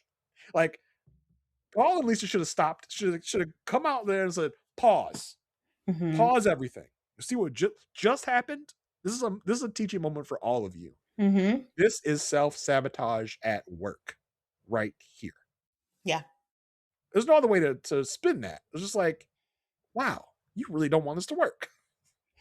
Is it self sabotage, or this is a lifestyle for Mecca? Like, this is just. I don't even think he realizes, because No. this is his problem: is he never knows when to stop. He just says things. And apparently there's some disturbing video with him and his dad. I just didn't click play because I just couldn't do it. Yeah, I watched it. And It's bizarre. It's a conversation about manscaping oh, your private parts. are you watching Big Brother? I am, but I don't Oh, know what you're talking about. not time. Chuck. Okay, go ahead. I Go don't know ahead. what specifically about Chuck you're talking Oh, okay. Go about. ahead. But So in the video, they're talking like Logic is going to be cutting Mecha's hair apparently. The And blonde hair. yes, and then the conversation turns to, "Do you want me to cut the other hair?" Yeah, and then there's this whole conversation about, "Do you manscape? You need to manscape. This and that. I can cut it for you. I can do it for you." It's very bizarre and weird. I understand they think it's a comedy routine, but it's very odd. Hmm. I mean, it's on par with Logic's video, but I think like that's a lot of the things that Mecca needs to unpack that now Oh yeah. it's spilled over to social cues. I don't think he realizes he knows, and it's spilling over to this relationship, and Beljolie is suffering for it. Yeah. Yeah, and I think the fact that like, I think Logic's Logic and Mecha's relationship Hmm. informs a lot of what Mecha does out in the real world. Yes. Because it feels like Logic puts his son down to kind of Yes. portray himself as the alpha in this Yes. father son relationship. Like you ain't better than me, boy. I It's always like remember, competing. yeah, always remember you're below me. Yeah. And it almost feels like that's the kind of behavior that is transferring over to this relationship with Belle. Like he feels like he has to like neg her almost to Mhm. be like, yeah, don't forget where you are. Don't forget I'm not as attracted to you as you are to me. Blah blah blah blah blah. So it's bizarre for him to come out with this, but I feel like it's part of his learned behavior. Yeah. And there's a lot of work that Mechanie's doing himself before he gets into any real relationship, as we can see. And the fact that Yes. Mecha is so he's so open, he's so free with his traumas of the past. Like it's just wild. Anything that Bell says to him, he weirdly turns it around and makes it a part of his like traumas so easily and so freely. It's like wow, like we weren't even talking about that, and you Took turned it that around to there. make it part of your trauma. Like as I think after the was it the group session where The she's group like, session, yeah. yeah, I'm gonna put these paws on. He's like, hey, I'm used to it. Women hit me a lot. I'm like, whoa, Yeah. okay, I a that's lot. the thing. That's the thing about being on TV is like you get the opportunity to see yourself. And I always say this: if nothing comes out of this, I hope you get to see this and you realize, oh, I need to make some changes. But Yeah, then I if you love. see it and you're like, oh, I'm good, I'm cool. Oh, that's Yeah, I'd love to know the explanation from Mecha's side because I think Mecha will say, "Yes, I wasn't attracted to you that much at the altar, but hey, we're good now because I've grown in my attraction to you." Right? I think he'll you're try it. welcome. He's thinking Yeah, you're welcome. I think he'll try and spin it that way of like, but no, I've gotten to know you, so I'm much more attracted now. But the fact that you go, the way he said it was just like, Yeah. Not the level. Yeah.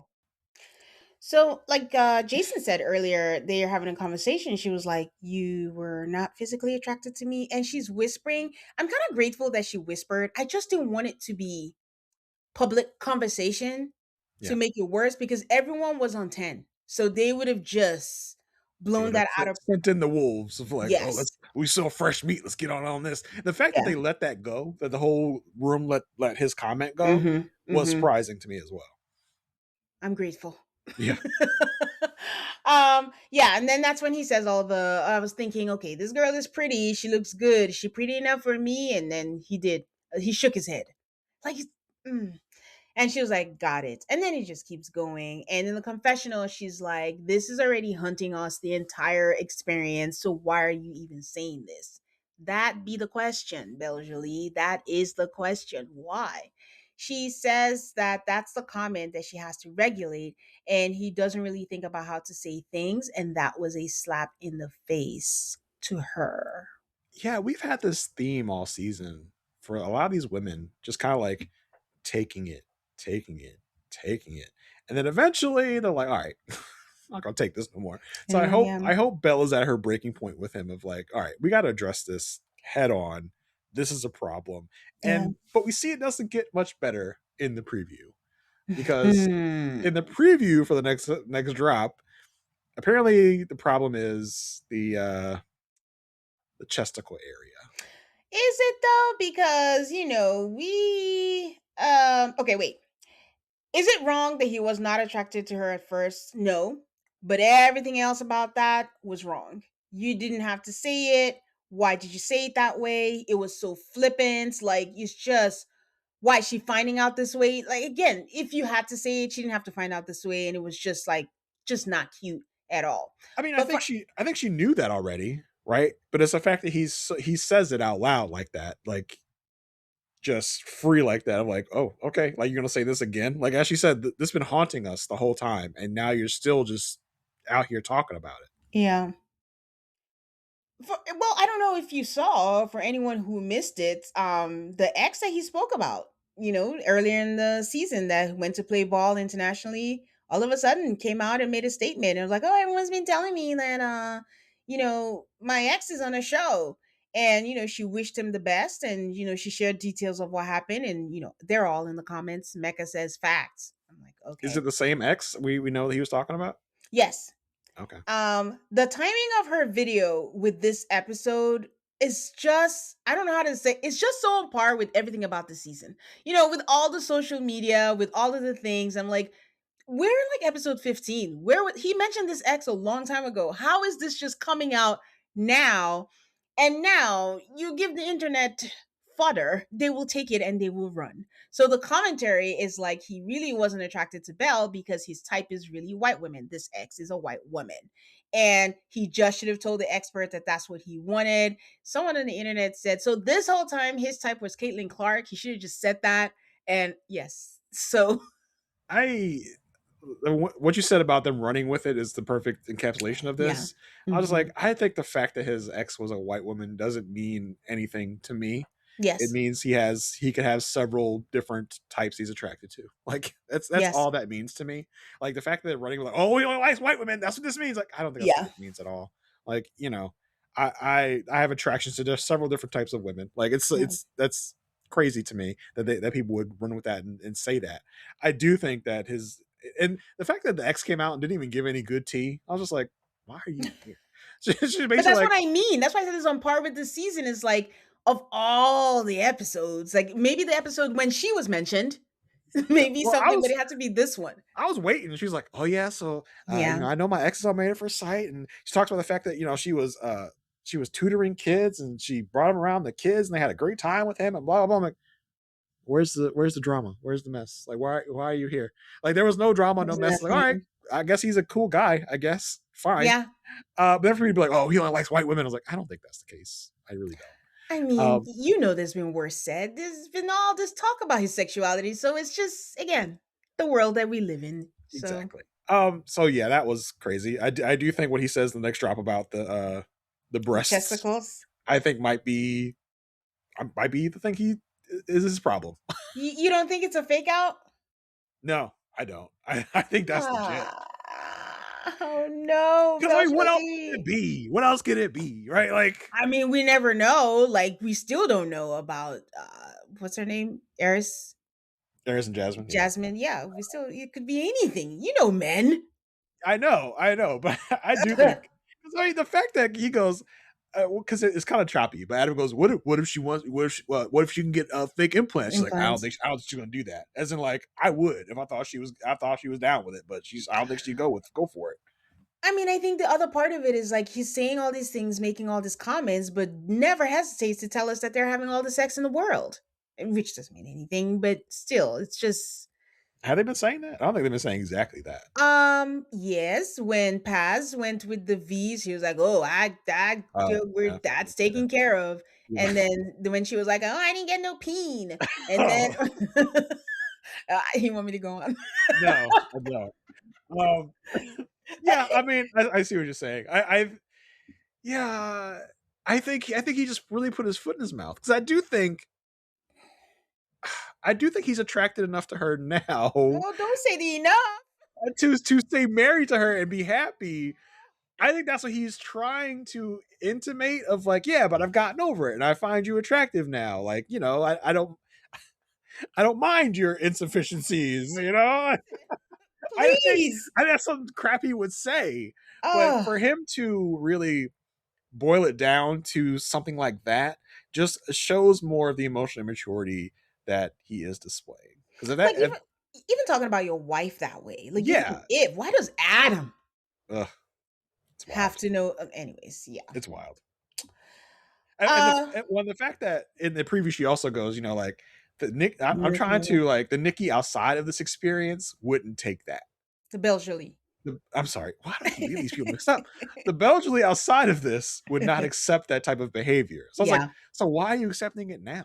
Like that's what I've always kind of felt about Belle in this in Yeah. this season. Like a little bit of it is like kind of like a Nikki trying to keep it cute. Because I mean, when they had that discussion about being out too late, she's like, Mm, "Why do we have to talk about this now?" Like, AKA, like, why in yeah. front of the cameras? Like, I don't want to talk about this in front of the cameras. Um, so yeah, the fact that she said that of like, oh, the Nikki outside of this, I say Nikki, the Belle outside of this wouldn't take that.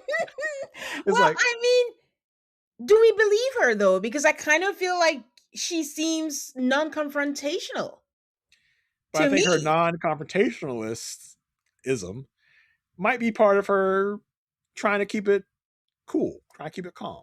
Because that to me spoke of I'm trying to keep it cool for y'all out there on out there. But also this experiment again, pressure cooker is completely different, and it's just like you have to remember it's not normal. Nothing about it is normal. And allegedly, "Oh, I'm trying something I never tried before," but then they all do the same things. Exactly. Caitlin and Devin. Devin says they're great. They're headed in the right direction. They need to bring the romance back. And then Caitlin says, I have definitely pulled back on physical intimacy since Cancun.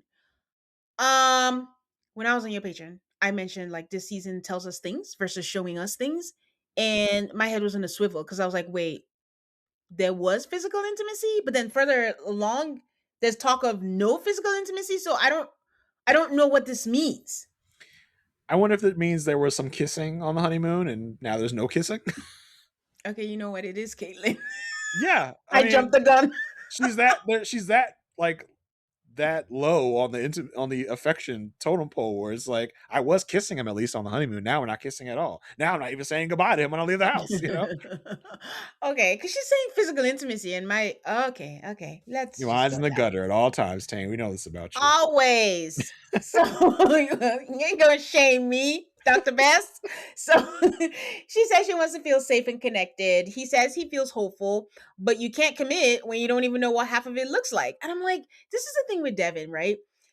Devin, Mr. Good Guy, Mr. Committed, and then he comes here and he's just like, well, I'm not gonna be played. I'm not. He has like this aura about him, and it feels like Caitlyn gets blindsided because then she has that look again where it looks like she's disassociating. Like she's just like, really? Again? And he's like, well, if nothing advances, then it's gonna be a no. And I'm like, whoa. Yeah, the way Devin chooses to go about things is kind of wild to me because he portrays this, Mr. Nice Guy, to everybody else, to her father, and seemingly to her when they are in these, one-on-one moments. But then he gets out here in public and starts acting a fool. Like, Yeah. what are you doing? And I, in a way, don't blame Caitlyn for being like, why are you switching up all the time? Because Yeah. I don't feel good when you switch up with me like this. And that conversation they had after the last group dinner, where she was like, you say nothing but bad things about me when we're in public, like when we're in these meetings, but you are like forgetting the positives. Yeah. She gave the great example of the EDM fest. Like that was the best day we've had. There were no cameras here.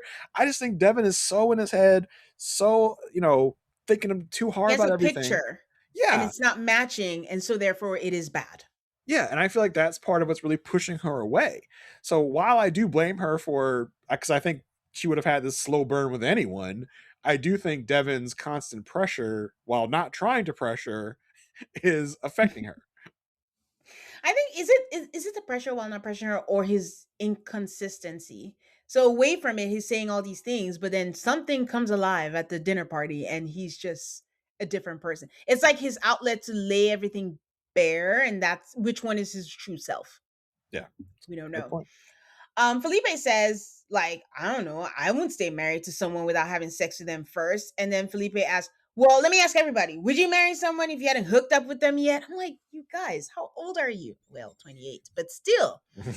Adam is like, well, I mean, yeah, like I could. And Adam asks, like, are you even ready to get married to Felipe? And I'm like, okay, I'm here for it. Whack him again. Mm-hmm. Get him And again. and this is the part where Jason was talking about at the top of the episode. Like they're saying get married, not stay married, because Yeah, they go that back and ship forth should have because sailed. sometimes they say stay and sometimes they say get. So it's like I think Hmm. y'all are not consistent Yeah. in sticking to your story. Hmm. But it's Felipe, so it's funny. Ha ha ha ha. No one's really like, going in yet. Caitlin says, that is a childish answer to say I'm not going to stay married to you if we haven't fucked. Peacock, baby. She Mhm. says they have all been around the block, so she feels confident in her ability. She is Hey, not worried about that. she gonna put it on him. I mean, she says the same thing about Devin too. I'm like, okay. He says, well, I mean, with sex, like you can work on an inadequate sex life, but if people don't like to do the things you like to do, then it could be a roadblock and then make you go look for it somewhere else. Then that's not healthy. She goes, that Ooh, is an insane answer. And this is the thing, and this is what this dinner party does. It just makes people word vomit, I guess. Like you could have stopped yep. two punctuations ago, but they keep going. And he really tried to pick this up. He's like, I'm not saying that I would do that. I'm saying that other people in general might go look for it somewhere else if they're not getting it at home. That's just about people, not me, about people. People It's in general. like, no, man, it's too late. You already said the thing. You already did it. Mecca's like, why would you be upset for him for asking that? Mecca, eat your dinner. Like, stop talking. And Boy, she's, your cornrows are too tight. You need to let those things out. They are affecting your brain. oh man, she says, well, that attitude is piss poor. She says, like, the mentality is crazy, especially when you have been cheated on in the past, and she is visibly annoyed. And I just want to update you guys. Like, at this point, when they came back in the segment, everyone's plate is full. So basically, we are not going in order of Now, how see, they are showing it to us. what they need to start doing, right? Since Tane's out here being the food detective, you know how they got all the solid colored goblets for the Goblets, drinks, not yes. and you start putting everything in a covered dish, and y'all just be over your food as you eat, so nobody can see how much of your food you ate, so we can't track where this is in the conversation. Because we got food detectives like Tane out here I'm tracking saying, everybody's food.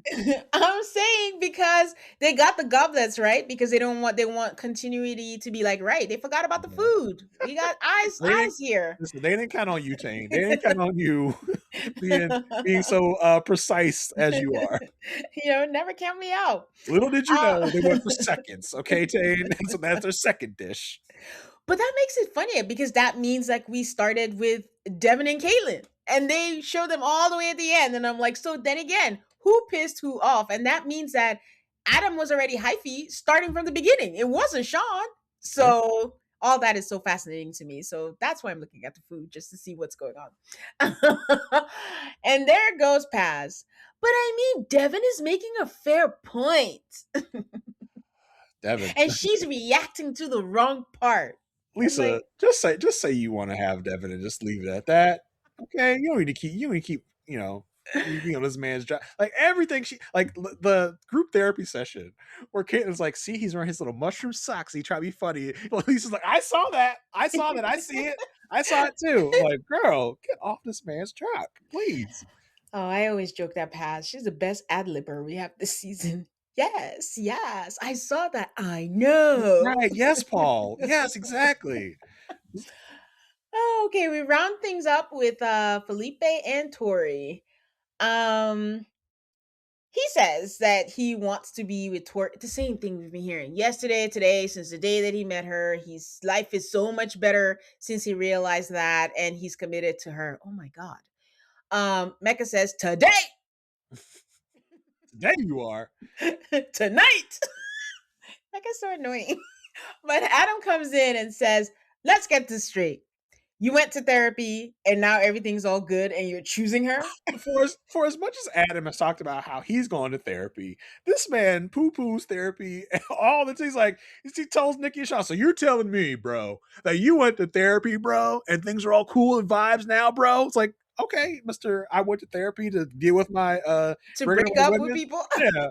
He's just really poo pooing therapy now. You're telling me you went to therapy and sorted things out? That's crazy. Impossible. Impossible. He says, Felipe, that is, he didn't want to dump all his positive feelings on her, but Adam and Cam are not buying it. They're like, nah, nah. Adam asked Tori, like, okay, you're here for a husband, right? She's supposed to answer that, I guess.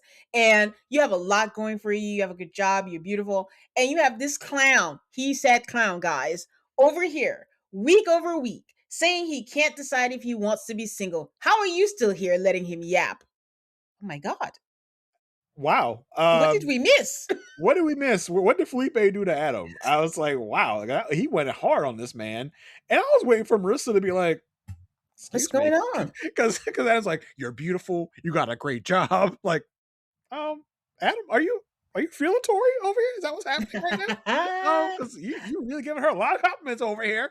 Um, and Tori, for her part, I just don't know if she ever just doesn't respond or Nope, stoic blank face. She don't care. She's checked out. yeah, I don't know if it's the Botox or what's happening because her face is always like Are we done yet? it's Like, frozen. all right. You guys remember that Adam and Felipe, they're so close. He's supposed to be their threesome partner with him and Marissa. Yeah, Remember? yeah. So I don't know where this came from. So she says, like, of course, there's going to be a breaking point, and then he cuts her off. Felipe, that is, cuts off Tori, and he was like, "Well, I wasn't talking like I had a wife, and I needed Paul to get me to that point." And Adam is not letting up. He says again, "You went to therapy for 30 minutes, and now it's all good." And he was like, "Ugh, me saying like I'm sleeping with other women was just more of that. You can do whatever you want. That was Claire again to you. You keep saying these things. It's not obvious to everyone." And Mecca was like, well, the mistake is, again, Mecca gotta talk. Mecca's like, the mistake is not telling her in private. And Cam is like, neither of this is the important part. Um, Cam does not wake up until these group these group dinners, and I'm like, what? Cam comes out hard on these dinners. It's wild to me. when you said the introvert part, I was like, not at the dinner. Out Coach of the Cam dinner, comes to play. boy, he come out. Cam says the important part is, do you still feel that way? Again, he says, right now, I want to be with Tori. And what about tomorrow?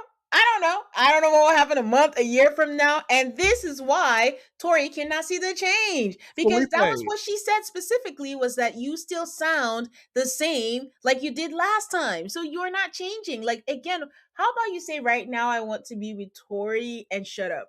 Like, don't just even. going with him. No, he needs to erase the term right now. He needs to erase the term today. He needs to erase those from his vocabulary. I really like Tori. End of story. Don't answer any questions about the future because these people are coming at him Yeah. and they want like, what about tomorrow? But Yeah. I really like Tori. I'm Yeah. really happy Tori is my wife. I really, really like her. That's all I gotta say. That's Yep. it. But they needle him so much. They get him so flustered. He gets like the right now. Like, no, don't keep saying right now because that implies that it could change in the future. I What mean, you're feeling today in this moment. You don't need no. to say in this moment. You don't need to say right now. Just say I really like Tori. They can't do that. The hypocrisy in this group is so Oh, wild because running rampant. Mecca saying the mistake is not telling her in private. This is a man who just blurted out that he wasn't attracted, to his wife. Or he did it later. Who knows? We haven't seen the food situation on those two different moments. See, you can have said that after he said this. Don't use my observations against me.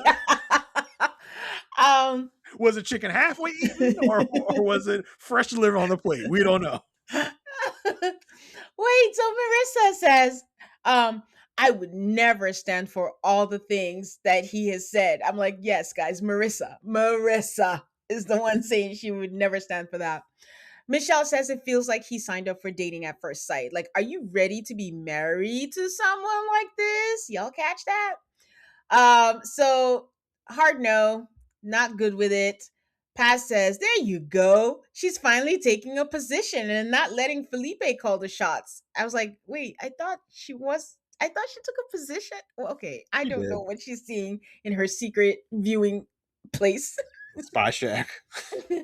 So, what would you say if today was decision day and he's like, with my feelings, I would say yes.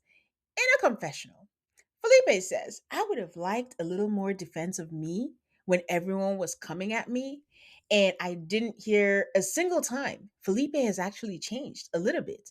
Being partnered is defending your partner a little bit, especially when you see that what they're saying is not true. Y'all, the silence. The silence was deafening. What a I mean, queen. the way she just looked off into space, What a like, queen. well, it's nice to want things. We can't always get what we want, So, I mean, she already Ooh. told you, I am not taking this on. This is a you problem. And you still haven't learned Yeah. because they needled him so much. They got him to say what he wasn't supposed to say. Yeah. Like, today, I'm good. I don't know about the future. Like, you're not supposed to say that anymore.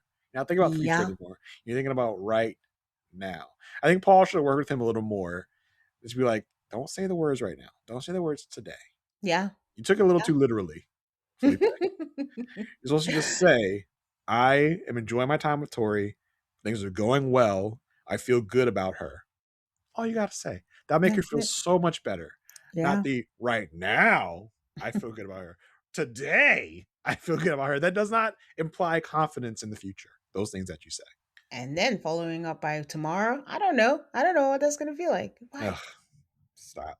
Then Coach Cam says, tag me in, coach. Ugh. I just believe, honestly, this side of the table should not be married. For clarity, guys, this side is Nikki and Sean, Caitlin and Devin, Tori and Felipe. They were like, all of them? He goes, all of them. All of them. None of them should be married. Yeah, talk about a bad take. Like, Cameron, you are basically surrounded on all sides with couples that should not be married. And you're going to call out the other side of the table? Like, and according to Tane, none of y'all should be married. Hmm. Because Cam Michelle, you fake. um, But yeah, I mean, that was the end of the episode. They ended with Coach Cam, and then we get a preview of the couples retreat, and we've talked a little bit about that. And I don't know if I'm looking forward to it. Like, how much more can Belgioli take? I just I mean, listen, couples retreats are quite a spectacle fun. every season. So we're going to see some fireworks, I believe. We are the games. They're gonna play the Oh, games, and Lord. Felipe is like, "Who the fuck cares what everybody Who thinks?" cares? It's like chopping at the bit. I'm like, who cares? Everybody else thinks. Oh, yes. Yeah. So good.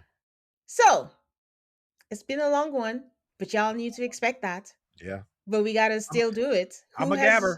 I'm a gabber. Everyone knows that. who has your bouquet for Oh, my this episode? bouquet. Everyone behaved so badly these drops. You can give it to no one. Oh, Free no, I don't will. want to do that. I don't want to do that. Okay. Let's give it to Well 80, the restaurant that Caitlin and Devin met up with her dad at. Looked pretty tasty, honestly. That's funny. That's funny. Okay.